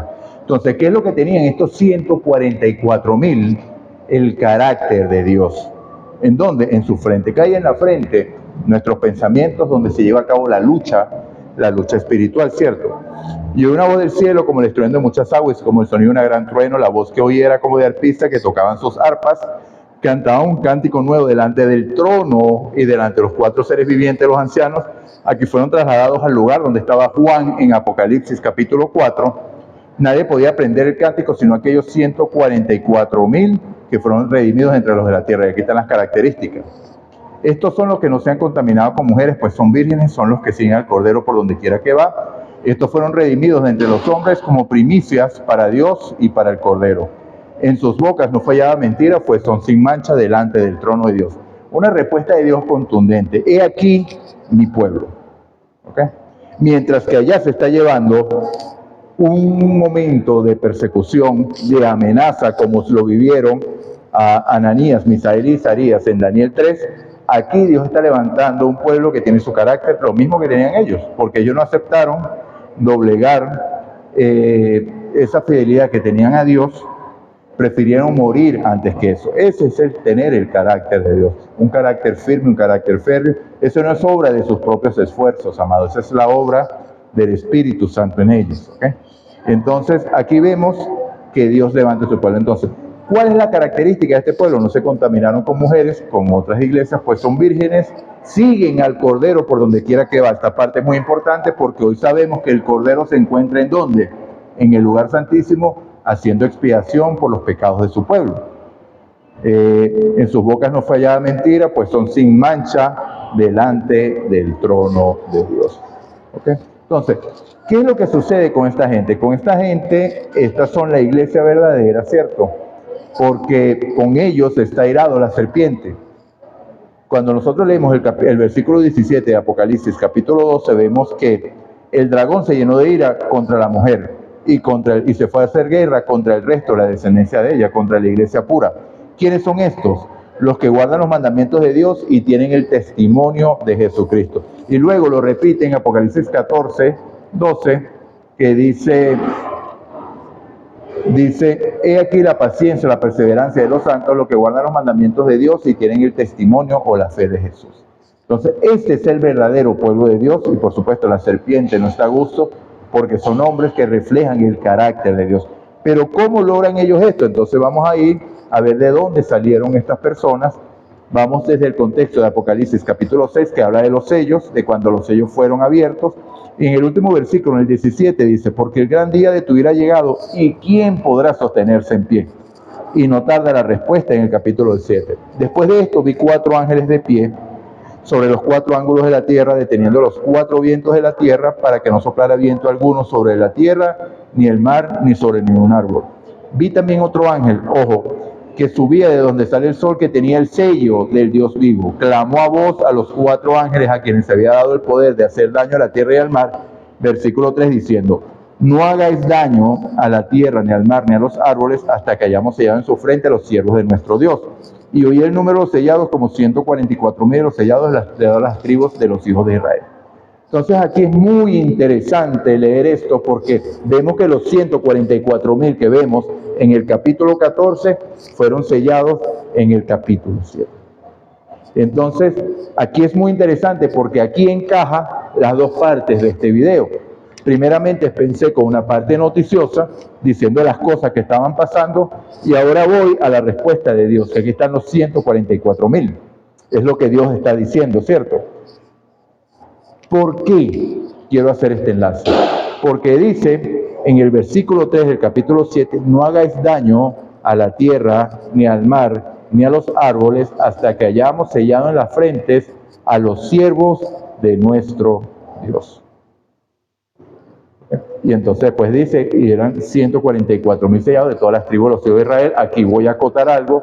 Cuando dice los hijos de Israel, no quiere decir que sean que nacieron en el Israel terrenal, allá en el Medio Oriente, o descendiente de Rubén, de Isaacar, de Benjamín, de Judá, de Leví, etcétera, etcétera, sino que son los que creen en la promesa, conforme lo que dice Gálatas capítulo 3. ¿Quiénes son los verdaderos hijos de Abraham? Los que creen a la promesa. Entonces, mis amados, vemos aquí que Dios tiene un ejército, pero ¿cómo logran ellos ser parte de este grupo? ¿Será que es con sus esfuerzos? ¿Qué cree usted? Que con su esfuerzo usted puede llegar y ser parte de este grupo y tener el carácter de Dios a punta de disciplina, a punta de desarrollar hábitos que me lleven a ello. No, mis hermanos, vamos a leer cómo lo hace Dios. Es Dios el que lo hace en usted y en mí. Vamos a leer el capítulo 36 del libro de Ezequiel, porque es revelador acá. Capítulo 36, capítulo 36 del libro de Ezequiel. Vamos a empezar con el versículo 21. Pero he sentido dolor a ver mi santo nombre profanado por la casa de Israel entre las naciones a donde fueron. ¿Qué hizo el pueblo de Israel? Profanó el nombre de Dios.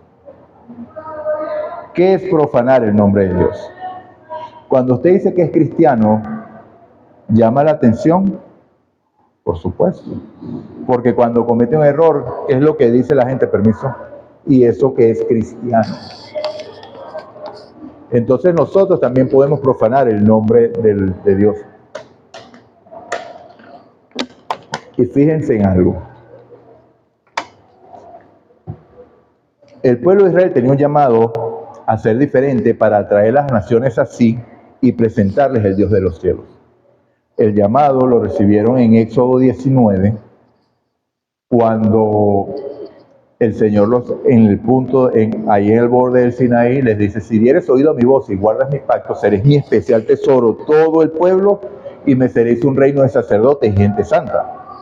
Pero lamentablemente ellos no quisieron escuchar la voz de Dios para que Dios escribiera su ley en sus corazones. Dios la tuvo que escribir en tablas de piedra, y no solo eso, sino que ellos dijeron que iban a hacer todo lo que tú digas haremos, y en menos de un mes ya habían transgredido la ley, que se habían comprometido rompiendo el pacto que habían establecido ellos con Dios, porque Dios no les había pedido que hicieran absolutamente nada. Les había dicho: escuchen, la fe viene por el oír. ¿El oír qué es? La palabra de Dios. Tan así que ellos le dijeron a Moisés, después cuando vemos en Éxodo 20, no hable Dios con nosotros, sino que habla tú con Dios y nosotros te oiremos a ti. Entonces convirtieron a Moisés en intercesor allí. Entonces seguimos. El 22, por tanto, di a la casa de Israel, así ha dicho el Señor Jehová: no lo hago por vosotros, oh casa de Israel, sino por la causa de mi santo nombre, el cual profanasteis vosotros entre las naciones a donde habéis llegado. Santificaré mi gran nombre profanado entre las naciones, el cual profanasteis vosotros en medio de ellas. Y sabrán las naciones que yo soy Jehová el Señor, cuando sea santificado en vosotros delante de ellos. O sea, Dios iba a manifestar su obra en ese pueblo pecador. ¿Cómo lo va a hacer? Ya lo vamos a leer entonces. ¿Qué es lo que está diciendo Dios allí? Que Dios va a vindicar su nombre en medio de ellos, por medio de ellos. Los va a exhibir entre las naciones. ¿Acaso qué es lo que dice Job? Job dice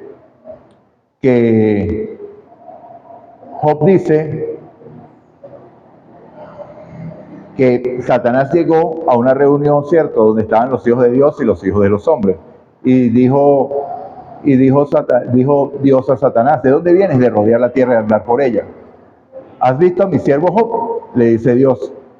Y entonces: no hay otro como él en la tierra, hombre justo, bueno, temeroso de Dios y apartado del mal. Entonces, ahí se vindica el carácter de Dios. ¿Por qué? Porque después se demostró que por medio de Job el carácter de Dios iba a ser vindicado. Porque ¿qué tal que Dios le dijo eso a Satanás y a todos los que estaban allí con él, y Job hubiera fallado la prueba y hubiera maldecido el nombre de Dios, hubiera maldecido el nombre de Dios? No hubiera podido completar. ¿Okay? Entonces ahí se ve. Entonces vamos a continuar. Ahora vamos a ver cómo Dios lo hace.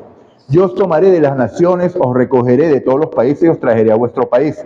Esparciré sobre vosotros agua limpia y seréis purificados de todas vuestras impurezas, y de todos vuestros ídolos os limpiaré. Os daré un corazón nuevo y pondré un espíritu nuevo entre vosotros. Quitaré de vosotros el corazón de piedra y os daré un corazón de carne. Pondré dentro de vosotros mi espíritu y haré que andéis en mis estatutos, que guardéis mis preceptos y lo pongáis por obra. Entonces, mis amados, aquí claramente dice que la obra es totalmente de Dios. Yo esparciré el agua, yo los lavaré, los limpiaré de sus inmundicias y de sus idolatrías. Yo quitaré el corazón de piedra y les pondré un corazón de carne. Ese corazón de carne, ¿cuál es la promesa que había allí? ¿Qué es lo que dice Jeremías 31:33? Y daré un corazón nuevo en el cual está escrita mi ley. Y nadie preguntará al otro, ¿conoce a Jehová? Porque todos me conocerán, del menor hasta el mayor. Entonces un corazón que tenía la ley escrita, ya no en tablas de piedra, sino en el corazón, así como José tenía escrita la ley en su corazón. ¿Por qué lo digo? Porque, ¿cuál es la única definición de pecado? Y no voy a ahondar en el tema.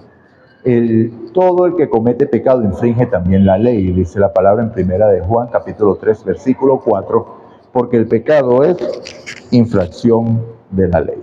¿Okay? Entonces, cuando la mujer de Potifar está tentando a José, este sale corriendo y dice, ¿cómo haría yo este gran mal? Y pecaría contra Dios.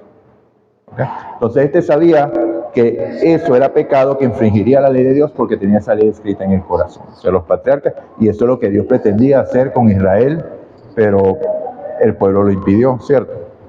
Ahora, vemos que esto es una promesa maravillosa, hermanos. Yo limpiaré, yo lavaré, yo quitaré, yo pondré, yo daré mi espíritu, pondré espíritu dentro de vosotros y haré que andéis en mis estatutos, mis preceptos y los pongáis por obra. Ahora, ¿acaso esto es algo tipo calvinismo de que quedamos el uso de razón o la conciencia queda anulada? Absolutamente no. O sea, es un acto de conciencia, ¿cierto? Entregar la voluntad a Dios. Entregar la voluntad a Dios. ¿Ok?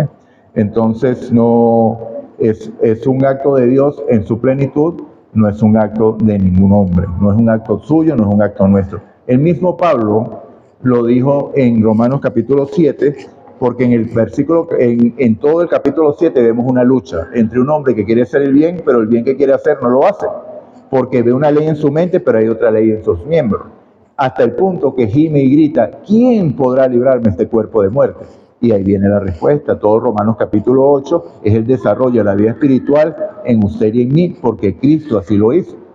Porque Dios, enviando a su Hijo en semejanza de carne de pecado, condenó al pecado en la carne, ¿cierto? Entonces el capítulo 8 es espectacular, pero en el capítulo 7 Pablo da una conclusión o da una clave específica que dice, en el versículo 14 del capítulo 7, dice que la ley es espiritual, pero que yo soy carnal, vendido al pecado. O sea, la única manera de poder andar en los preceptos de la ley es andando en el espíritu. No hay manera de andar en los preceptos de la ley por mi cuenta, andando con mis deseos, andando con mis impulsos, andando con mi esfuerzo, andando con mis hábitos, andando con un cuadernito anotando todo para corregir aquello que no va bien conforme a la ley. No, mis amados. Porque cuando el Espíritu dirige, Él se encargará de hacernos conforme a su voluntad. Porque la gloria es únicamente de Él. No es por obras para que nadie se gloríe. Entonces, mis amados, finalmente, ¿de dónde viene este concepto de juicio? ¿Acaso que esto es algo exclusivo que vemos en Apocalipsis capítulo 7, que dice hasta que hayamos sellado los siervos del Dios vivo? O Apocalipsis 14, que tenían el sello de Dios en su frente. Vemos que también hay un tipo, así como lo estudiamos con Daniel 3, comparado con Apocalipsis, capítulo 13, y vemos que en Ezequiel capítulo 9, vemos algo interesante a partir del versículo 1. Entonces dice, entonces clamó en mis oídos con gran voz diciendo, los verdugos de la ciudad han llegado y cada uno trae en su mano su instrumento para destruir. Y 6 hombres venían del camino de la puerta de arriba que mira hacia el norte y cada uno traía en su mano un instrumento para destruir. Entre ellos había un varón vestido de lino, símbolo sacerdotal, el cual traía su cintura un tintero de escribano. Al entrar se detuvieron junto al altar de bronce. La gloria de Dios de Israel se elevó de encima del querubín sobre el cual había estado hasta el umbral de la casa, y llamó Jehová al hombre vestido de lino que tenía en su cintura, el tintero de escribano, y dijo, pasa por en medio de la ciudad, por en medio de Jerusalén, y pones una señal en las frentes, ¿se recuerdan? Hasta que hayamos sellado en su frente a los siervos del Dios vivo, ¿ok? Y le hizo una señal en su frente, y esta es la clave. a todos los hombres que gimen y claman a causa de las abominaciones que se hacen en medio de ella. O sea, es bien interesante esta parte, porque aquí estamos hablando en un contexto de un juicio. O sea, el pueblo de Israel estaba en rebelión, el pueblo de Israel estaba en apostasía, y Dios viene a poner orden. ¿Cómo lo sé? Porque cuando dice que estaba frente al altar de bronce, eso es una mención que tiene a un utensilio del santuario, el abraco de bronce que estaba en la entrada, antes de entrar al lugar santísimo, después del altar de sacrificio. Entonces, ¿cómo lo dice Dios en el Nuevo Testamento? Vamos a Primera de Pedro, capítulo 4, versículo 17. Primera de Pedro, capítulo 4, versículo 17, dice así: es tiempo de que el juicio comience por la casa de Dios. Y si comienza por la casa de Dios, ¿cuál será el fin de aquellos que no obedecen el Evangelio? Entonces, mis amados, ¿por qué traigo esto a colación? Y la primera parte fue noticioso. ¿Y por qué esta parte tiene que ver? Estoy hablando del sello de Dios, de los sellados, del 144,000 y de todo eso. Porque hay una relación directa, mis amados. Una relación bonita allí, porque indica el momento profético que estamos esperando. El momento que estamos esperando. La venida de Cristo está muy cerca y la gloria sea de Dios. Y eso me llena de gozo, de inmenso gozo, saber que Maranata, Cristo viene muy pronto, pero muy, muy pronto. Así que, ¿por qué lo digo? Porque cuando nosotros leemos el capítulo 7 de Apocalipsis, dice: no hagáis daño a la tierra y al mar, nunca. No lo dice así. Dice: hasta que hayamos sellado en su frente a los siervos del Dios vivo. Si nosotros estamos viendo que la profecía está avanzando a pasos cada vez más grandes, vemos que ya estamos viendo a las bestias tomar forma. ¿Ok? ¿Qué quiere decir eso? Que muy pronto empezará ese sellamiento de los siervos de Dios para que puedan mantenerse firmes en su venida. ¿Quién podrá permanecer en pie?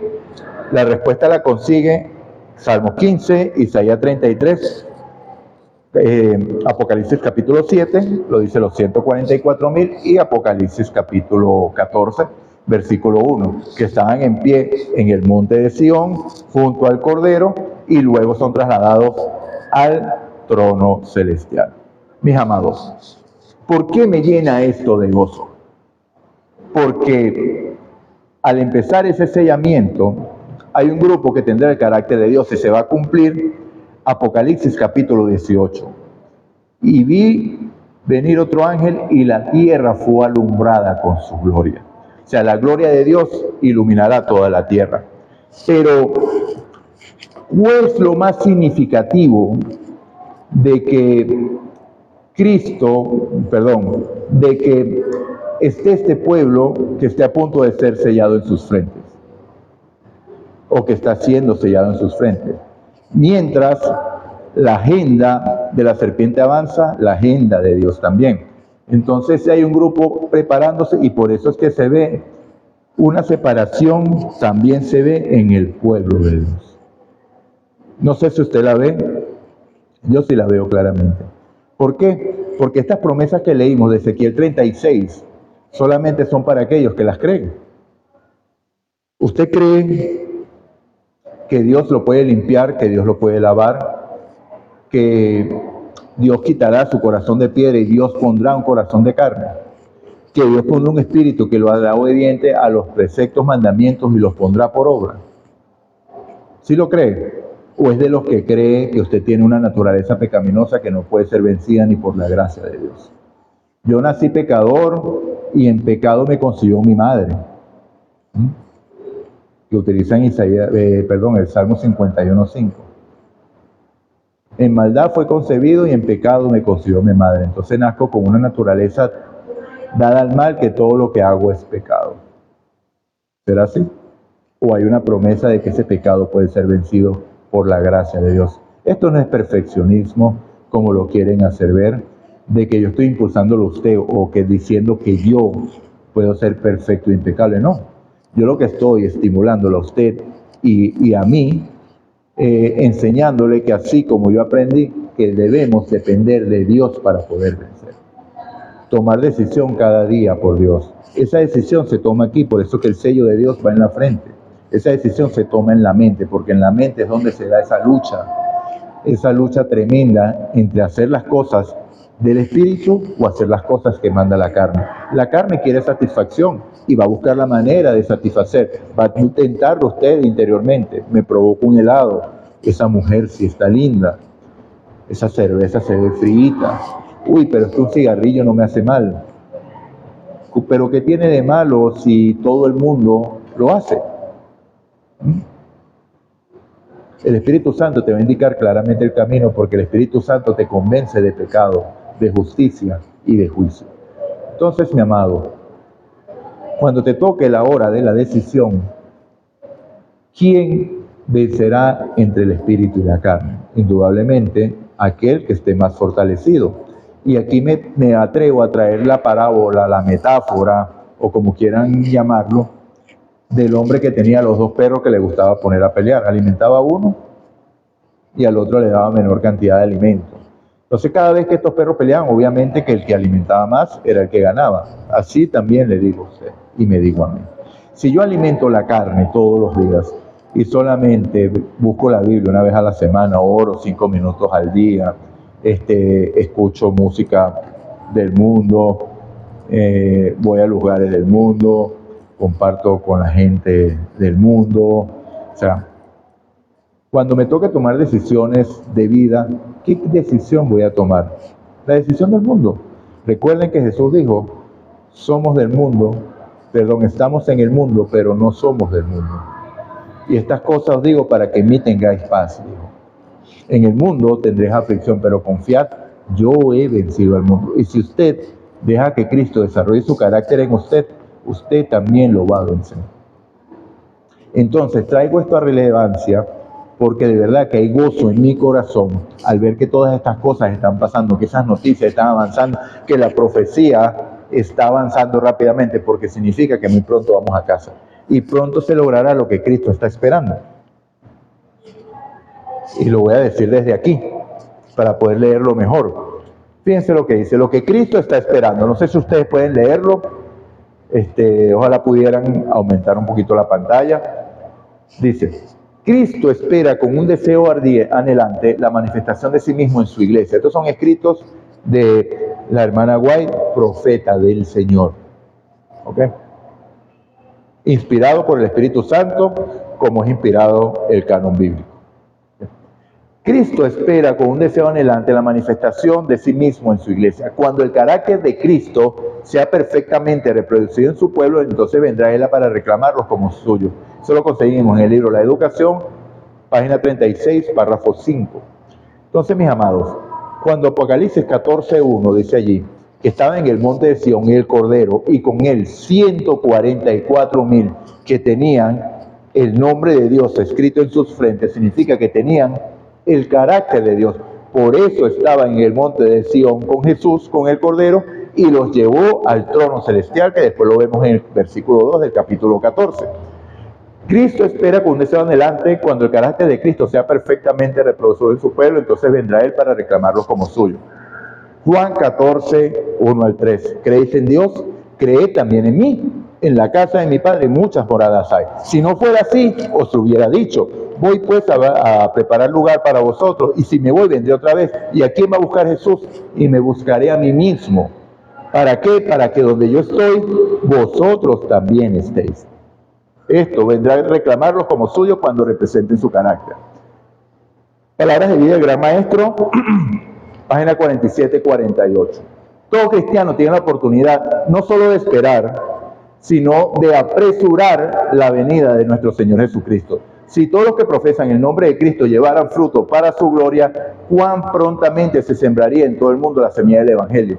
Rápidamente maduraría la gran cosecha final y Cristo vendría para recoger el grano precioso. ¿Cómo es eso? Cuando nosotros leemos 1 de Pedro, capítulo 3, dice, creyendo y apresurando la venida del Señor. ¿Ok? Apresurando. Se puede hacer por medio de las acciones. ¿Qué es lo que nos mantiene aquí, amados? Aquí nos mantiene un solo pecado, el mismo que no permitió que el pueblo de Israel avanzara a Canaán cuando llegaron a Cades Barnea. Fueron, enviaron 2 espías, 2 con un informe favorable, 10 con un informe favorable también, pero vieron las limitaciones, se vieron a ellos mismos y se dieron cuenta que no tenían la fuerza para lograr conquistar esa tierra. Tenían razón. ¿Cómo peleas tú con un gigante? ¿Cómo peleas tú? ¿Cómo conquistas una ciudad que tiene murallas, que está amurallada, que está protegida? Es verdad. Pero ¿qué vio Caleb? Caleb vio cómo Dios los había conducido desde Egipto y cómo los había llevado hasta allí. Entonces, ese mismo pecado es el que nos mantiene aquí. ¿Por qué lo digo? Porque la Biblia está llena de promesas en las cuales Dios se encargará de desarrollar su carácter en usted y en mí. Y Dios mandó en 1888 un preciosísimo mensaje, vamos a leer más adelante una cita de la hermana White. ¿Para qué? Para llevarse a su pueblo ya, porque habíamos caído en un gran legalismo que teníamos que volver a ver a quién, al Salvador. Si yo fuere levantado, a todos atraeré a mí mismo. Entonces, mis amados, la incredulidad nos ha mantenido aquí. No cree las promesas de Dios. Acabamos de leer Ezequiel 36. Dice Dios, yo esparciré sobre vosotras agua limpia. ¿Lo crees? Si lo crees, escribe en los comentarios, lo creo, Señor, límpiame de mi maldad, límpiame de mis ídolos. Yo quitaré el corazón de piedra y pondré un corazón de carne. ¿Lo crees? Si lo crees, di ahí en los comentarios, Señor, quita el corazón de piedra y pon un corazón de carne. Yo pondré espíritu dentro de vosotros y haré que andéis en mis estatutos, en mis preceptos y lo pongáis por obra. ¿Lo crees? Si lo crees, coloca allí en los comentarios, Señor, te creo, dame tu espíritu o dame más de tu espíritu. ¿Sí? Entonces, la tercera cita. Mediante la proclamación del Evangelio al mundo está a nuestro alcance apresurar la venida de nuestro Señor. No solo hemos de esperar la venida de los días de Dios, del día de Dios, sino apresurarlas. El deseado de toda la gente, maravilloso libro que recomiendo lo lean, página 587. Entonces, ya para culminar, vamos a leer esta maravillosa cita que dice así: el mensaje de la justificación por la fe. En el libro Testimonio para los Ministros, página 91, párrafo 2 dice, en su gran misericordia, ¿en su qué? En su gran misericordia, el Señor envió un preciosísimo mensaje a su pueblo por medio de los pastores Waggoner y Jones. Este mensaje tenía que presentar en forma más destacada ante el mundo al sublime Salvador, el Salvador por los pecados del mundo entero. Presentaba la justificación por la fe ¿en quién? ¿En mis obras? ¿En mis impulsos? No. La fe en el garante. ¿Quién es el garante? Cristo. Invitaba a la gente a recibir la justicia de Cristo que se manifiesta en la obediencia a todos los mandamientos de Dios. Muchos habían perdido de vista a Jesús. Ese es el problema, amados. Cuando se pierde de vista a Jesús, empezamos en un proceso de incredulidad. Es terrible esa situación. Habían perdido de vista a Jesús. Necesitaban dirigir sus ojos a su divina persona. He aquí, lo dice la Biblia, yo estoy a la puerta y llamo, Apocalipsis 3:20. Si alguno oye mi voz y abre la puerta, entraré a él, cenaré con él y él conmigo. Generalmente ese versículo es aplicado para tocarle la puerta a la gente del mundo, pero no, mis amados. Ese versículo está en el contexto de la iglesia de la Odisea, de la cual nosotros formamos parte. El pueblo del juicio, el pueblo juzgado, un pueblo que se cree rico y de que nada tiene necesidad y realmente somos, y lo peor es que no lo sabemos, que somos desventurados, pobres, ciegos y desnudos. Triste esa situación, amado. Entonces aceptemos lo que el testigo fiel nos ofrece. He aquí, compra de mí oro refinado en fuego para que seas rico. Vestiduras blancas y no se descubra la vergüenza de su desnudez, y colirio para que veas, para que tengas discernimiento espiritual y puedas ver quién te está conduciendo, hacia dónde te está llevando, qué doctrina te están enseñando y quién es el que realmente te está guiando. Porque hoy, lamentablemente, quieren sacar al pueblo de Dios del lugar santísimo y llevarlo al lugar santo otra vez, diciendo que el pecado no se puede vencer. Eso es salir del lugar santísimo. Porque ese lugar del perdón continuo no es el santísimo, es el santo. Vayamos. Necesitaba dirigir sus ojos a su divina persona, a sus méritos. Si yo fuere levantado, a todos atraeré a mí mismo. Ajá. Su amor inalterable por la familia humana, todo el poder es colocado en sus manos. ¿En las manos de quién? suya y mía, ¿verdad?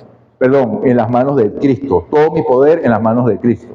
Y Él puede dispensar ricos dones a los hombres. Él me da su poder para poder vencer, impartiendo el inapreciable don de su propia justicia al desvalido agente humano. Impartiendo, no infundiendo. Impartiendo. ¿Ok? Este es el mensaje que Dios ordenó que fuera dado al mundo. ¿Por qué estamos aquí? Porque este mensaje no se está dando, o no se había empezado a dar. Hay un pueblo creyendo esto ya, y por eso, mi amado, y yo me lleno de gozo, es que las profecías están avanzando a pasos agigantados. ¿Sí? Es el mensaje del tercer ángel que ha de ser proclamado en baja voz, en baja voz. No, ha de ser proclamado en alta voz y acompañado por el abundante derramamiento de su Espíritu Santo. Gloria a Dios. Muy pronto nos vamos a casa porque esto está siendo predicado. Este video está predicando este mensaje. Si usted quiere irse a casa, comparte este video con todas las personas con las que pueda, para que ellos también puedan ver qué es lo que está pasando hoy en el mundo. Es hora de despertar del sueño, hermanos, como decía el versículo en el que basamos el estudio. Fíjense esta segunda cita, y ahorita lo vamos a ver en la Biblia. La eficacia de la sangre de Cristo tenía que ser presentada al pueblo con poder renovado, para que su fe pudiera echar mano a los méritos de esa sangre. Así como el sumo sacerdote asperjaba la sangre caliente sobre el propiciatorio, mientras la fragante nube de incienso ascendía delante de Dios, de la misma manera, mientras confesamos nuestros pecados e invocamos la eficacia de la sangre expiatoria de Cristo, nuestras oraciones han de ascender al cielo con la fragancia y los méritos del carácter de nuestro Salvador. A pesar de nuestra indignidad, siempre hemos de tener en cuenta que hay uno que puede quitar el pecado y salvar al pecador. ¿Que puede qué? Quitar el pecado y salvar al pecador. ¿Dónde se quitaba el pecado? En el lugar santísimo, el día de la expiación. Eso es lo que está haciendo Cristo. Cristo quitará todo pecado reconocido delante de Dios con corazón como contrito. Esta creencia es la vida ¿de qué? De la iglesia, del conjunto de creyentes que viven juntos en armonía, pero es necesario creer en esto, creerlo de verdad. Eso nos va a transformar y nos va a hacer vivir una vida de real obediencia, una vida totalmente transformada. Así como la serpiente fue levantada por Moisés en el desierto y se pedía a todos los que habían sido mordidos por las serpientes ardientes que miraran para vivir, también el Hijo del Hombre debía ser levantado para que todo aquel que en él cree no se pierda, mas tenga vida eterna. Gloria a Dios, amados. De verdad que me llena de gozo, tremendamente de gozo, el saber que estamos al borde de la eternidad. La casa ya casi que la podemos ver. Bueno, yo la veo todos los días, porque la veo por fe. Yo sé que esa es una seguridad, porque el que empeñó su palabra no fui yo. Dios me libre, porque si yo empeño mi palabra, sé que eso va a ser imposible. Pero el que empeñó su palabra fue Dios. Y Él dijo que verán cómo santificaré mi nombre delante de ellos cuando los exalte. Yo no sé qué va a hacer usted con ese versículo. Yo no sé qué va a hacer usted con esa promesa. Para mí es una realidad que ya es. Porque a pesar de que yo no lo veo, Dios llama las cosas que no son como si fueran. Para Dios ya eso es una realidad y yo le creo. Lo invito a usted también a creer. Y también lo invito, si ha llegado hasta esta parte del video, a darle me gusta, a suscribirse si no se ha suscrito, compartir y comentar. ¿Qué le ha parecido el video hasta ahora? De verdad que necesitamos creer. Yo me quiero ir a casa. ¿Y tú? ¿Estás cómodo en este mundo? ¿Tu preocupación es prosperar aquí? ¿O tu anhelo es abrazar a Cristo? El mío es abrazar a Cristo y lo comparto contigo. Y yo estoy lleno de gozo porque ya eso está allí, a la puerta, a un tantico. Va a ser un momento difícil, un momento doloroso, mucha separación, angustia, pero mi seguridad no está en mí. Mi seguridad está en Él, que dio su vida por mí. Y como les dije, vamos a leer esta cita en la palabra de Dios. Y con eso vamos a concluir. Mi amado, te voy a decir un versículo que seguramente te va a llenar de gozo como estoy yo. Que dice en Lucas capítulo 21, versículo 28, dice: cuando estas cosas empiecen a suceder, erguíos y levantad vuestras cabezas, porque vuestra redención está cerca. Gloria a Dios, mi amado. Y con el versículo que nos vamos a despedir es con el libro de Hebreos, capítulo 13, versículos 20 y versículo 21. Es una bendición y es una promesa que básicamente dice lo mismo que dice esta cita, pero por supuesto más resumida. Y dice así: que el Dios de paz, que resucitó de los muertos a nuestro Señor Jesucristo, quien, el gran pastor de las ovejas, por la sangre del pacto eterno, os haga aptos en toda buena obra, para que hagáis su voluntad, haciendo Él en vosotros lo que es agradable delante de Él, por Jesucristo, al cual sea la gloria por los siglos de los siglos. Amén. Bueno, mi amado, hemos terminado el estudio de hoy. De verdad que ha sido algo maravilloso. Y me lleno de gozo el saber que hay un nuevo Papa llamado León, que va a querer restablecer ese dominio papal, que probablemente querrá continuar el legado de León XIII, de que ese domingo sea impulsado con mayor fuerza. Esto indica, como les dije, que hay un pueblo de Dios que está creyendo, porque hasta que ese pueblo no esté, las profecías se estancan. Eso fue lo que sucedió en 1888, cuando estaba mandando el Papa León XIII, León XIII, que el mismo hombre que Dios había dedicado para que predicara el mensaje de la justificación por la fe, Alonzo Trevor Jones, fue el mismo hombre que asistió al Congreso de Estados Unidos para que esa ley dominical fuera quitada o no avanzara, porque el pueblo de Dios estaba en incredulidad, lastimosamente. ¿Qué quieres hacer tú? ¿Le quieres creer a los 10 espías o le quieres creer a Josué y Caleb? Bueno, y eso me recuerda otra cita. Ya habíamos terminado, pero le voy a leer esta también porque es brutal. Josué, capítulo 24, versículo 15. Si mal os parece, servir a Jehová, escogeos hoy a quien sirváis. Si a los dioses a quienes sirvieron vuestros padres cuando estuvieron al otro lado del río, o a los dioses de los amorreos en cuya tierra habitáis. Pero yo en mi casa serviremos a Jehová. Yo decido creerle a Dios y pedirle que cumpla esas promesas en mí, para hacerme parte de ese pueblo que guarda los mandamientos de Dios y tiene la fe de Jesús. Es algo que Él hará. ¿Cómo? No lo sé. Porque si me veo a mí, veo un hombre pecador, infalible, egoísta. Pero cuando lo veo a Él, veo el amor revelado en un hombre que hizo todo para salvarme. Amado, vamos a orar para culminar este video.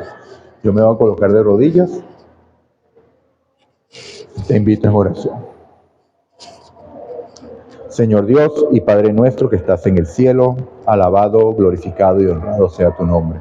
Gracias te damos, oh Dios, porque nos has dado grandísimas y poderosas promesas para hacernos participantes de la naturaleza divina huyendo de la concupiscencia que hay en el mundo, Señor.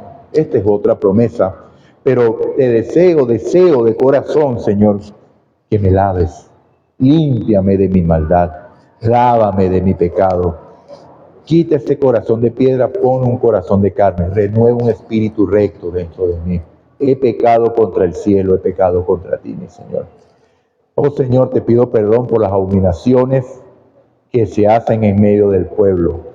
Te pido por todos aquellos que están desviando al pueblo, predicando un pecado original, predicando que la expiación culminó en la cruz, predicando cosas que realmente no son bíblicas, porque tus promesas, oh Dios, son ciertas y verdaderas. Y cuando tú dices que puedes hacernos de hombres pecadores, hombres santos y perfectos, eso ya es. No puedo ser perfecto en mí mismo porque soy un pecador, tengo una naturaleza pecaminosa, pero tú sí puedes lograrlo en mí, tú en mí. Y me aferro a la promesa de Gálatas 2:20 que dice, con Cristo estoy juntamente crucificado y ya no vivo yo, sino que vive Cristo en mí. Y lo que vivo en la carne lo vivo en la fe de aquel que se dio a sí mismo por mí, en la fe de Jesús. He aquí la paciencia de los santos, los que guardan los mandamientos de Dios y tienen la fe de Jesús. Creo en ti, oh Dios, creo en tus promesas y sé que tú lograrás lo que es imposible para mí. La gloria y la honra sea para ti. Gracias te doy por todos mis hermanos, por todos los amigos que van a ver este video. Te pido que llegue este video a muchas personas para que puedan despertar, porque es hora de despertar del sueño, porque la salvación está más cerca que cuando creímos. Gracias, Padre. Levántanos con tu bendición en el nombre de Jesús. Amén y amén. Dios nos bendiga. Te invito, suscríbete, dale me gusta y comparte el video. Dios te bendiga.